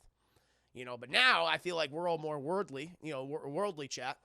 We know that there's other avenues, and we know that, hey, we recognize, like, if we have children, we go like, hey, you can capitalize on these interests and make something with it that our parents wouldn't have been able to have even fathomed. Like, they still don't understand. They still understand. They don't understand they don't understand Twitch. They don't get it. They don't get it. Want to become famous? Eat ice cream soup. That too. You can definitely eat ice cream soup. Yeah. 1 out of 10 star of the cam, and the real or not the Abrams version. Red Wing. Wow, I can't imagine you in that kind of mouse job. Just doesn't fit your person. Thank you. Yeah, man, I had to. Suit and tie, all that stuff. That's what I have to do. Adam Phoenix, welcome to the stream. Hope you're doing well. So all I wanted to do was pick up a couple of power converters. See? Could have happened. Your parents let you do that. You could have had a grand sci-fi fantasy adventure. Josh White, but Josh White will make you sit there made with authentic tears. It's true. OnlyFans, wait up. OnlyFans, listen, that's one to capitalize on. Like, I have just no shame in having OnlyFans. I have one, but no, seriously, those that use it and they, whether it be showcasing their talents or their bodies, if you're making a living from that, more power to you. I think that's cool. There's no shame in that at all. I admire that even. It's like, that's that entrepreneurial, that entrepreneurial spirit my parents just did not have. They never incorporated that in my upbringing, which I think it made my creativity stunted, and where I could have been very expressive and really got taken the necessary step forwards to do this much earlier in life. And I wish they did that. Because they still don't understand this. They don't get it. And it's like, at this point, I'd be like, whatever. I'm doing it now, and I'm happy that I'm doing it right now, chat. But there's always things you think about. It's like, I wish they were more encouraging, but they weren't. What are you going to do? Actually, the 5 biddies. Read your comment in just a second. Thank you for the 5 biddies. I actually went to San Marcos twice, once for Texas State. I was there, man, but flunked out, and second time for trade school, but the pandemic hit. Yeah, that's where I worked, man. I worked at Texas State. That is the school. Am I seeing career? That's another possibility. Could happen. If I could turn back time, would find my way. Lexus and Chris, that's your parents. My stepdad's a gamer. Mom uses the internet, too. We're introduced. There you go. Your parents were innovative. They knew it. Like, my parents they don't understand these things. Dark Slayer, thank you again for the. Do you think there's a contempt with streaming? They don't see the value you bring. You're not a doctor, scientist, etc. They contribute to the greater whole of society. Yeah, to them, they see it as a hobby. Oh, yeah, very much so. All of a sudden, everyone has the luxury of doing what you're doing. Yeah, exactly. No one does. I know I'm in a very rare position when I'm very appreciative for. I know it takes a lot. I mean, it took a long time. It took 3 years. Really took about 3. I mean, 2.5 years. What have you? Because I started doing this full time in October, but it took some time. And I had to capitalize on other platforms as well. DT had to start paying me all that. There's all these various factors where it's like, okay, now I can support myself. And it's working out. Math was telling my parents that Twitch is like sports video games and way bigger than they can ever believe. Yeah. You could dress up like a doctor for your streams and make your parents watch, but also my tracks the weirdo, so never mind. I'm a doctor. See, Mom and Dad, don't you love me now? Don't you love me? It's a possibility. Someday. But no, it's a good question. I had to be very honest, Chad. I just wish I was encouraged at a younger age in regards to my interests, Because my dad, he was a sports guy. My dad, he loved the sports. That's what he grew up. That's what he was encouraged to do and pursue and everything. He loved all that stuff. And I was not. Boy, he lucked out. My dad, who loves football, hockey, baseball, all that stuff. And he gets me, and I'm like, I want to talk about the Star Wars. Like, it's kind of funny. It's kind of funny in a way when you think about it, Jeff. Whereas, like, I want to talk about Star Wars and comic books and Mass Effect. And he's like, oh, God. Oh, God, you're a disappointment. Don't you want to play catch or something? Don't you want to join Little League? No. No, I want to watch Alien for the 50th time. Always got to show that cleavage. Of course. Definitely. Yeah, I wouldn't want that guy reading Sonic Rocket advice to trick my weirdos. That's true. Oh, Lord. I would like a nice office job, to be honest. The only thing that is iffy about streaming is the health insurance. Oh, yeah, you got to pay. I'm paying for it. I got to pay for my insurance. Yeah, it's expensive. Boy, let me tell you. Dad, Tally's my waifu. See that virtual woman who's not really a human, but she's like an alien? She's my waifu. Oh, God. Because if you have kids, they'll all be over sports. I bet they will. They might. That could be happening. It's like, okay, if you're going to fucking do this, you got a goddamn career in sports. Pay for this young grandma. You know, I would like to wear a Sonic costume and read erotic fanfic, pretty much. Whatever fixations and skills, it's true. Yeah. I'm opposite. I wish my parents pushed me to do stuff. Yeah, I wish they pushed me to do stuff I was interested in. I think that's what it was. They pushed me to do stuff I didn't want to do. You know, pursue things. They didn't understand the things I was interested in. They just was like, you know. I really got what the streaming was when I had the test stream and I was talking to him. Nice! Dark Side of the Oblivious. So what does your son do, Chris Dad? He's a nerd and plays video games for a living. Also, he may not know that I know, but he reads erotic Sonic fan fictions of Blue Hedgehog. He won't bring that up. He'll be too ashamed. The other things he might bring up. Yeah, chap. Yeah. No, I got lost there. Yeah, that's how it is. I wish that was my parents more encouraging. Parents looked at video games different when they saw the grand prize for a Dota 2 tournament. I know. I know. I told them about this stuff, and they're like, are you serious? Like, that's a thing? It's like, yes. Is that what you do? It's like, no, that's not what I do. Then how are you going to support yourself? Fuck! Nothing better than doing what you love and getting paid for it, man. No, I know. That's thank you, Bilbo. That is that was one of the things. That was one of the major things in life. I'm like, if I don't accomplish anything right now, that's going to be one of the things. I'm gonna like what I fucking do for a living. Because if I don't, then you miss miserable. Because my day job, I was miserable. I wasn't in a good place, like mentally, you know. And it was just like, I gotta stop this. I gotta stop it. Because video games are the devil, pretty much. Hope Dad finds OnlyFans one day. He might. He's not on social. He doesn't use computers. He's not on social media chat. He's not that kind of guy. Not that kind of guy. But that is the last question of the evening, my friends. That is the last question. I don't know if you guys have any other questions for me. Thank you, Deadpool. I'll do more Deadpool's 35 questionnaire next week, chat. Did anyone submit any questions in the meantime? Maybe there's some other questions that were submitted. Hold on. Maybe Cumming Hazel. Cumming Hazel, did you submit some questions? Oh, she did. Cumming Hazel did submit some questions. You did. Oh, my Lord. What? No, I got your question. I didn't know you submitted them. I did not know you submitted them. Now I can answer some of these. Okay. This is Call Me Hazel's Yay Panda questions. Indeed. Create a movie plot for Juicy Game in an apocalypse scenario with a monster involved. You can do this next time. I got to think about that one. But that's good one. I'll always remember you. I did. I didn't know she submitted them. I know now. This is good. I'll answer that one next week. Because I got to come up with the scenario, chat. But this is the next one. This is the second Call Me Hazel question. What is the first physical feature that you notice on a person? I would say like the face area, you know, because that's what you typically you make eye contact. That's the first thing you notice. So like, you know, their facial features, their eyes, their hair. That's what I first know. I didn't say boobs. I didn't say the boobs. I didn't say that. You know it's race. What? No, it's not. I mean, I guess if you look at someone, it's like, sometimes I'm like, I don't know what the hell they are.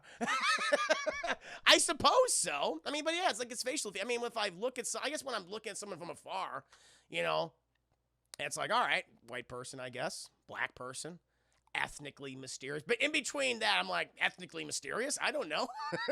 Canceled? Maybe? I don't know. Those thick thighs, of course. I guess the skin color. I guess that might be like the first thing you notice. Be honest with you, yeah, you know. But other than that, I guess it would be like facial features. It'd be the eyes and hair. It'd be hair. You know, well, happy Father's Day, everybody. Is today Father's Day? I gotta call my dad. Wait, seriously, today's Father's Day.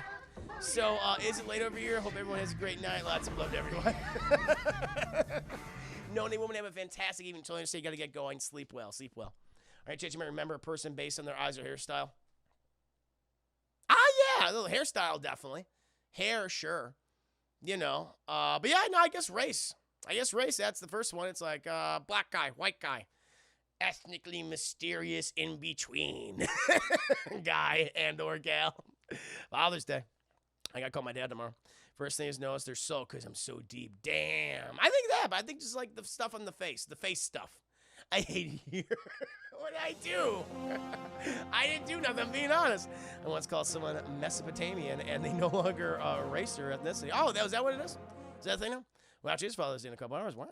Oh, I thought we were talking about gills exclusive. Never mind. No, you mean girls?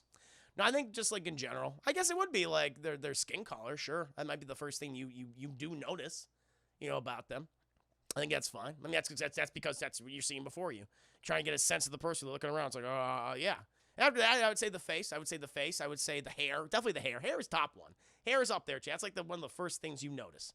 You know. Clothing, I guess clothing. Yeah, structures just said clothing. I guess those are the first thing I noticed. Like, yeah, skin color, hair, and clothing, to be honest with you, chat. Yeah, that's right. But I look at the people's face first, imagine how they would fit in erotic Sonic fanfic. Goddamn right I do. Yeah. I gotta find my dad. Well, yeah, I gotta talk to him. I gotta call him. I'll call him tomorrow. Dad, I did a new stream. He's like, did you? So when are you gonna go back to work? No. Lack of calls. Just when I first met someone, I first noticed the nearest exit. Josh like, I don't want to talk to nobody. Sweatpants, short prints, yeah, all that. Maybe read erotic Stars fanfic in your drawers. Oh my God, it's a brilliant idea, Koki. That's a brilliant idea. I'm gonna do that right now. I'm gonna do that right now. I'm gonna find some erotic Sonic. It's not erotic. I'm so used to saying Sonic. Erotic Star Wars. Fan fiction. Here we go, Chad. We'll do some fun stuff. Impromptu erotic fan fiction reading. You say, hey, I'm gonna mute someone. Tell me when he's done. Fanfic. Ooh, the Star Wars: The Restricted Files. Let's see what this one is. It's from 2013. It's from over 7 years ago, chat. Oh boy. This is like wow, this is long. See, I gotta find like a quick one. A Star Wars story, smut-filled Star Wars story. So let's see what this one is. Star Wars: The Complete Erotic Saga. In 2018. Let's see what this one is, chat. We got Phantom Menace. See, goddamn it, I'm trying to find one. I gotta get research. I can't do those like impromptu. Star Wars: Between the Wars. Ladies of Star Wars. Oh boy. Jabba the Nut. All right, what the hell is this? I don't know. Oh boy. Let's see what else I can find here, chat. Star Wars: The Restricted Files. Star Wars. She was just following orders. All right, chat.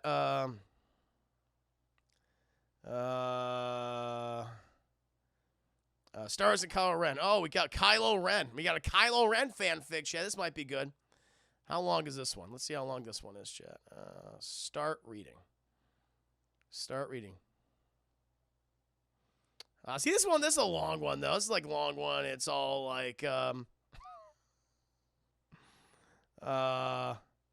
someone like find one for me? Can someone find like Jar? Oh, Jar Jar. Yes, that'll be good. Erotic Jar Jar Star Wars fan fiction. Chat. Let's do that. Jar. God damn it.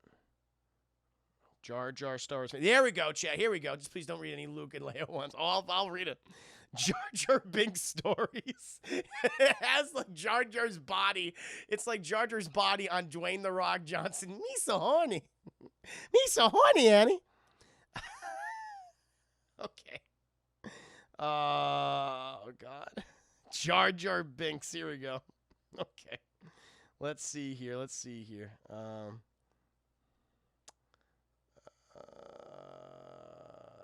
I'm trying to find it. Jar Jar Binks reader help. Oh, it's not. It's ongoing. Oh, it's just, they just have one word. God damn it. The hijinks of Jar Jar Binks. All right, here. Maybe this is it. Nah, I can't find any good ones, chat. I'm trying to. I gotta look this up. Misa loves you. Oh, Steve Buscemi.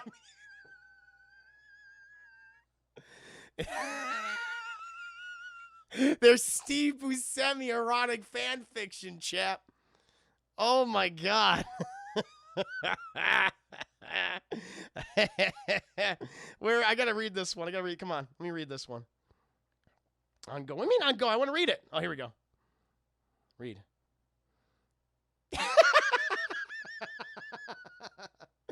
Oh, what the fuck is this? Come on, do I have to, oh, here, did I get it? Oh, do I have to download a fucking thing? Oh, come on. Let me read it. All right, well, I'll read this little excerpt. They have an excerpt, Chad. So this is a Jar Jar Steve Buscemi erotic story. I'll read it. I'm gonna read it in the George Lucas voice, chat. Excuse me. It was a calm morning as yeah. It was a calm morning as sad, wrinkly Steve Buscemi boarded the hollow bus to the Galactic Senate. After a tiring week of endless debating, Senator Buscemi wasn't looking forward to today, and he decided to relax the only way he knew how. I can't do it. I can't do it. I can't do it, Chad. It's too much. Steve Buscemi wasn't looking forward to today, and he decided to relax the only way he knew how. Jerking off in the public bathroom stall.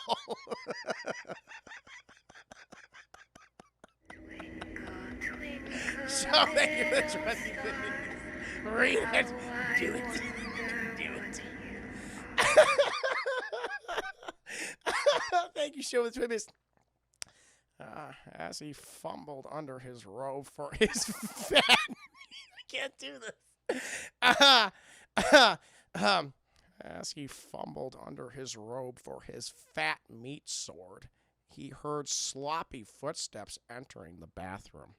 It didn't bother Steve, and he continued gripping his semi-hard lightsaber of the crotch. "What's that stinky whiff?" a voice said. "Is that the ripe stench of a man's groin sauce?" Oh, Chad, I think I found a new series I gotta read. What the heck is this? Triple Croy's like, I gotta leave. Oh, my lord. Come here, I guess come here, Squid Juicy. Let's do an impromptu erotic Star Wars fan fiction. I'm sorry, calling me Hazel. No, we got to the question. I did the features and shit. I don't know how we got to this. It's so meaty. His greedy, his girthy, meaty cock. Look it off. No, don't leave. Don't leave. Call me Hazel. I can't go anymore. That's it. I gotta. All right, let me download Wattpad. Hold on. I'll download more of it. I'll install this. Oh, my lord. In the meantime, Axel's so damn funny. I gotta do more of these. Radway Chris, I think you have a lot of fun doing dramatic reading of Eye of Argon. I haven't read it. It's considered the single worst fantasy book ever published. About an hour and a half of total reading material. I cried. Oh, my God. I gotta check that out then. That sounds incredible. I gotta read out. I gotta share that on stream or my OnlyFans. I love it. Should I keep going, chat? We'll keep going a bit. Let's answer. In the meantime, I'm gonna keep answering your questions, coming Hazel. Don't leave. Don't leave. Don't leave. Don't leave. Thank you, show for the 20 biddies. Even sent me Jar Jar as a combination. I never thought about it ever.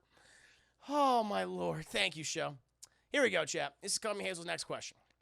How do you separate Christopher J. Herman, the person, from Christopher Juicy Herman, the streamer? Well, you know, I guess I think they're kind of like one and the same, in a way. I don't try to really put on a character for you guys. Like, I try to be really authentic. Like, my humor is like what I find funny. Like reading this or doing the, creepy, weird voices and stuff, or joking, or, it really is authentically me. Maybe sometimes I'm a little like a little exaggerated, of course, a little exaggerated when it comes to like the reviews, like the movie reviews and the tune reviews, and but I do that personally. I think it makes them more fun and interesting for you guys, so it's not like just a prototypical review, So I like to do that, but for the most part, they're very similar. They're very similar, if not the same person, if you will, chat. I just the best character is yourself turned up to. Exactly. It's just me turned up to an 11, but it's very much authentically me. It's authentically my humor, my personality, my point of view. Like that. That's what it is. It's just I try to be honest with it. I try to be very honest with it. That's what it's always been.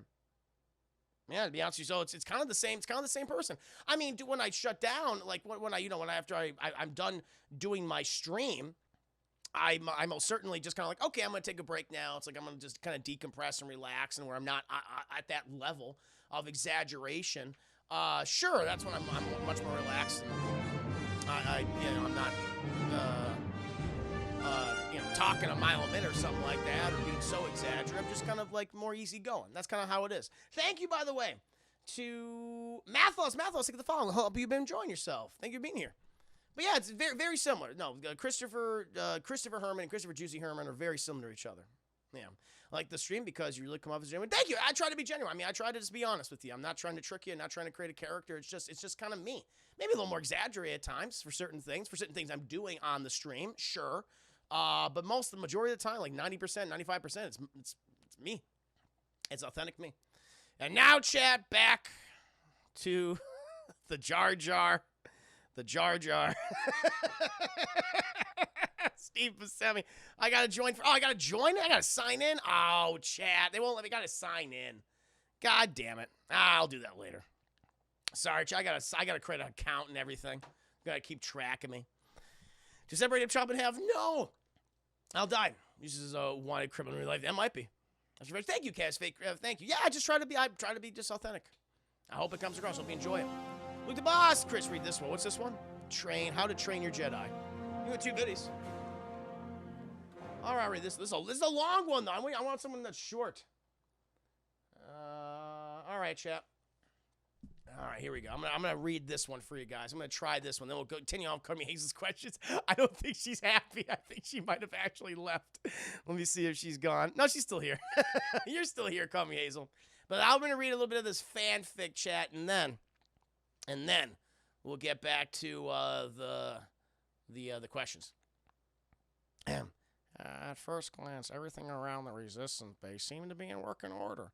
Lieutenant Cadel Kokonix watched carefully as everyone fulfilled their duties. It was a big responsibility for someone so young. At 23, she was the youngest among the high-ranking lieutenants. Oh, boy. Yet she carried with her an aura of confidence that made everyone take notice and want to work alongside her.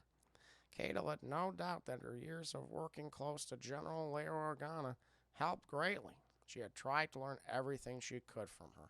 All right, when we get in the eroticism here, where is this? There's no eroticism here. Take responsibility. What did I do? What did I do? What did I do? It's taking too long to get to the eroticism. Oh, Lord. Thank you. So open for more. Wait, there's not? It's not. It's just it's taking a long time. Yeah.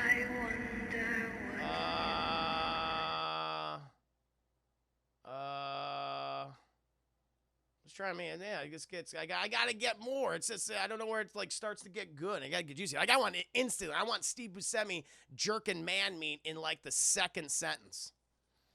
Yeah, I'm sorry.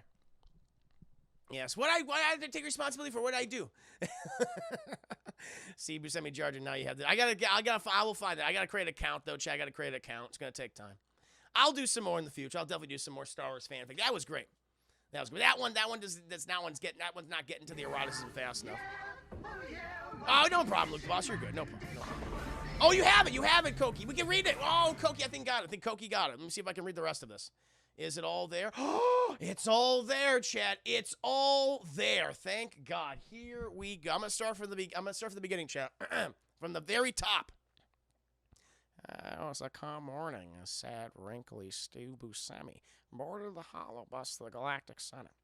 After a tiring week of endless debating, Senator Buscemi wasn't looking forward to today, and he decided to relax the only way he knew how, jerking off in the public bathroom stall. As he fumbled under his robe for his fat meat sword, he heard sloppy footsteps entering the bathroom. It didn't bother Steve, and he continued gripping his semi-hard lightsaber of a crotch. What's that stinky weefy? A voice said. Is that the ripe stench of a man's groin sauce? Steve froze in his tracks. Me's a favorite treat, the voice gurgled. Yum, yum, yum. Wait, I recognize that voice, Steve replied through the stall. You're that Gungan twink from the Galactic Senate. There's a reason they call me Jar Jar Twinks, the voice said menacingly. A long pink tongue darted onto the stall door, and the frightened senator jumped at the sight. The slimy, glistening mouth tentacles slid up and attacked his exposed hole. Stop!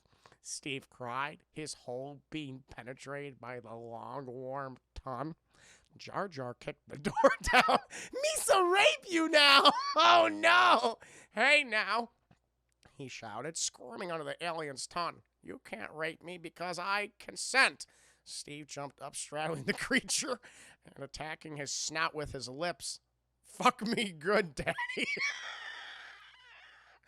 Oh, Misa! Jar Jar cried. Jesus Christ. What in the fuck? This took a turn. This took a very dark turn, chat. This took a very dark turn. Oh, look at that. His fat yogurt slinger replaced his tongue and assaulted his helpless hole. Daddy Binks, yes. What's going on in here? A voice shouted, interrupting the passion. The pair froze, Jar Jar mid-thrust. Bursting down the stall door, Kermit the Frog emerged. Hey, without me, he gasped, bursting into tears. To be continued. Kermit the Frog here. And I'm gonna butt fuck you. I'm gonna get right up there in that butt. Right up there in the butt. Well, there you go. Thank you for posting that.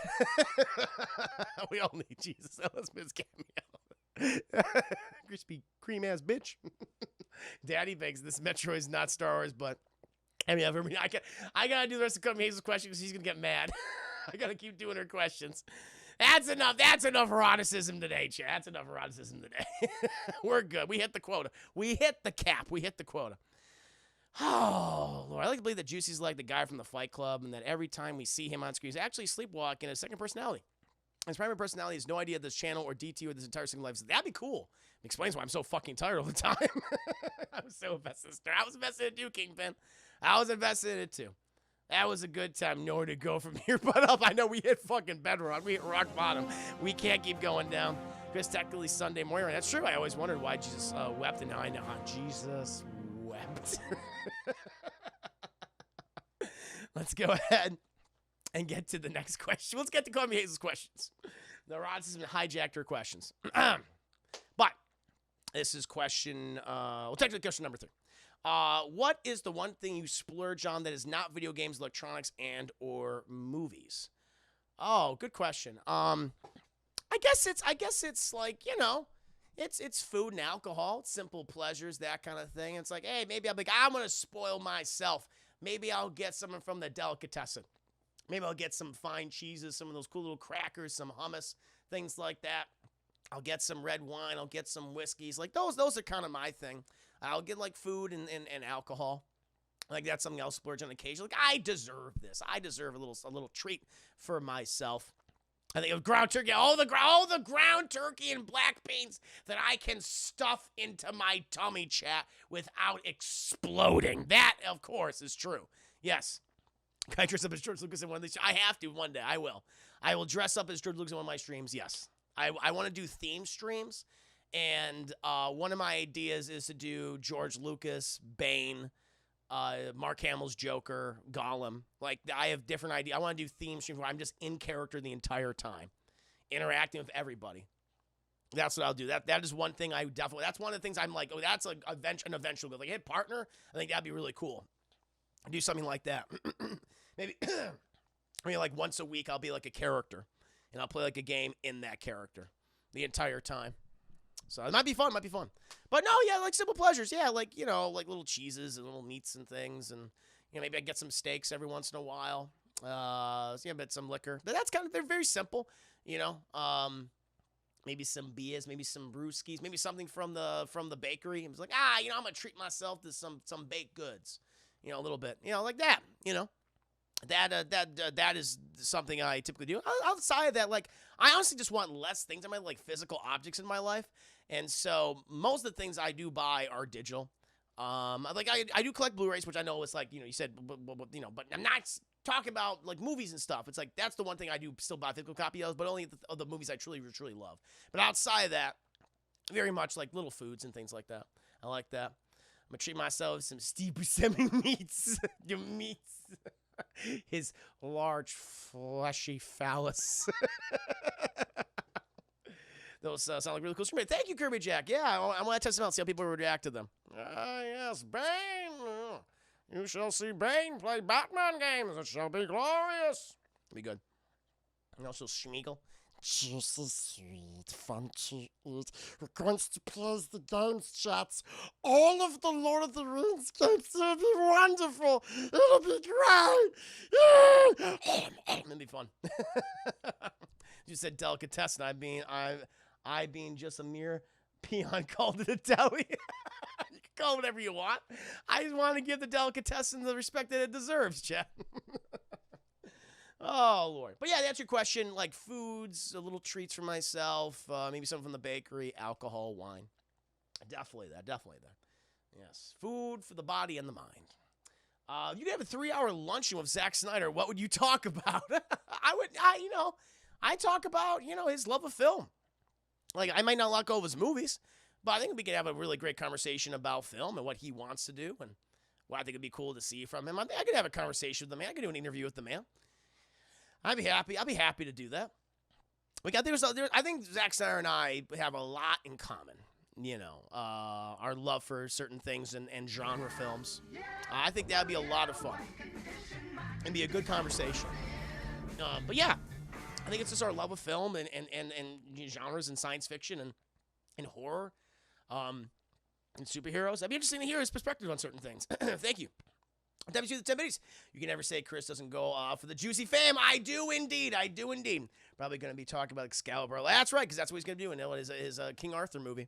Yeah, that'd be kind of cool. Like, what do you want to incorporate from other films past, like things that inspired you for this new Excalibur movie? I think that'd be fun. It's like, what's your vision of it? I'd love to talk to him about it. I think we could. We have a really good conversation. It's not a review. It's a normal conversation. No, fair enough. No, I get you. No, it would very much be like that. But it'd be like, yeah, it wouldn't be like an interview, but it'd be like, hey, just what we love and how does that inform your films and go back and forth with that. It'd be a very natural conversation. Things that I like, things that I think might be fun for him to use for his future projects, that kind of thing. It'd be a natural conversation. I think it's just our love of film and genre, genre filmmaking. I think that we can have a really good conversation. Thank you. Why doesn't Batman please his lady friends? I mean, well, DC says no. Chris, I think about it is also the 80s Excalibur movies. Apparently one of his very favorite movies. There's apparently references and homages to all of his DC movies, especially Man of Steel. Huh. I've not seen Excalibur in a very, very, very long time. So I'll probably check it out sometime in the future. Yeah. Yeah. Yeah. Do you see the thing he posted about the whole Batman being a selfish lover thing? Oh, yeah, it was funny. No, I saw that. That was pretty funny. me to Zack Snyder, the Snyder Cut. Why? I mean, hey, that was his vision. Yeah, it was better than the original one, better than the theatrical release.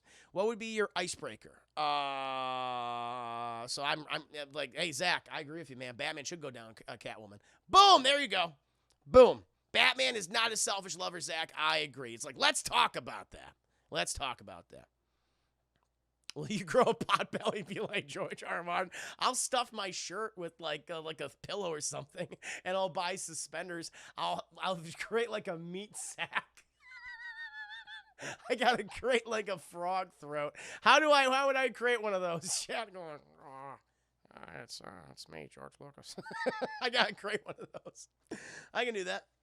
I don't know. I don't know what the icebreaker would be. I mean, just be like, what have you been up to? It's like that kind of thing. What have you been working on? What have you been doing? Be very, very simple, you know? Let me get to know you, Zach. What have you been doing? How's life? How's life been? You know? Very simple. Everything I've been led to believe about Batman is true. He eats, he eats the sideways lasagna like a Cookie Monster. I believe that. Yuzuki, start writing the book and the stream for the full George R. R. Martin experience. That's right. I'd probably be able to finish it at least. And George can do it for Steven City, Batman can do it for Cowan. Absolutely. Absolutely. GC, let's talk about cartoons, fucking Zach. That might be a good one. He clearly has opinions on it. Because here's a filmmaker you don't think you have a conversation with. Oh, man. Lars von Trier. Lars von Trier. Probably one. Who else would I probably not be able to have a conversation with? I can have a conversation with Tarantino. Maybe be one-sided. I can converse. I could talk to Zack Snyder. I could talk with him. I think we have a very good conversation. But yeah, like Lars von Trier, I don't know, like a filmmaker I wouldn't be able to talk to. I'm trying to think. Michael Bay. I think I could talk to Michael Bay. I think I could talk to Michael Bay. He clearly has a love for action films, genre films, you know, about Aaron Sorkin. I feel like he'd be smarter than me. I feel like somebody he'd be talking over Shyamalan. That would be, I don't know, that'd be, Shyamalan might be hard. Maybe a hard one. I got a lot of feelings towards that man. I think I can do Michael Bay. I think I could talk to Martin Scorsese because he said, I could talk to Martin Scorsese. We have a good conversation. I think I talk to most filmmakers, but yeah, Lars von Trier. I just don't like his films. Eli Roth would be hard. Eli Roth would be hard for me. Maybe I'm just not a fan of him in general.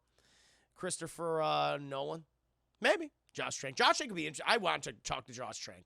That is an interesting guy. Ever since I read that article of him about his whole fucking life, you know, what he's been doing and what he's gone through, it's very interesting. Kashmir Vish, no problem at all. Kashmir Vish, have a great evening. Sleep well. I don't want to talk to you Thursday because I hear he's kind of a douche. Fair enough. I don't actually know what he's like personally. I just don't really like his material he's created. That's just me. But no, to answer Comey's question, I feel like I could definitely have a conversation with Zack Snyder. We talk about our love for films and genre. Also, just all sorts of nerdy speak, all sorts of nerdy talk. Definitely. He is a big nerd. There's no doubt about that. We may have different view in a different way, but I think that's fine. I think that still inspires a really cool conversation. I'm sure he always seems like a very nice guy. Absolutely. He always seems like a nice guy. I just don't like a lot of his work is all. And I think that's fine. Zanata, the Godfather. Well, what the hell is that? What the hell am I looking at? Is that emo twerking? What is that? I can talk to Mel Gibson. I could have a conversation with him. I can definitely talk to him. Yeah. So to answer your question, we talked about all that stuff, and I can no doubt have a conversation with him for 3 hours. John Carpenter, well, that's my dream. John Carpenter is he a nerd? Yeah, he's definitely a nerd. Definitely. Oh, absolutely, he's a nerd. Yeah. John Carpenter's like kind of my dream. I really respect the guy's work and what he's had such an impact on cinema, chat, on film. Twerking. It is twerking. Stephen, give me a good conversation. Tommy Wiseau would be. You know what? No, Tommy Wiseau would not be. Because Tommy Wiseau is so fucking weird and he's so narcissistic that I would not be able to talk with. I'd be like, I can't do this. That's a great one I would not be able to talk with. Yeah. Absolutely talk to Jerry. I talked to Clive Barker. Contact would be good. I'll talk to Edgar Wright and Ryan Johnson. Yeah, that'd be good. Those would be good conversations. You would be able to challenge anyone. I couldn't do that. You would be able to challenge what he didn't like in his movies to a fight. Well, I beat them. Well, I guess UA Bull and I would fight. Music will just torture me if he's still alive. Oh, I know. I know. I wouldn't talk with Stanley Kubrick. I don't think I could do that. Yeah, some directors I'd be like, nah. No. Horror directors would be fun to talk with, or guys that deal with genre filmmaking. Those I think would be a lot more fun to talk with than the Oscar caliber directors, if you will. Yeah. I did have a question to answer by Rain Johnson. Go to Q&A. Look at that. Wow. I talked to Philip K. Dick if you were. That'd be cool. Yeah, there's a number of authors. I think Isaac Asimov would be an interesting conversation. Justin Lin James. Those guys would be fun to talk with. Absolutely. Genre filmmakers are always, I think, more fun to talk with.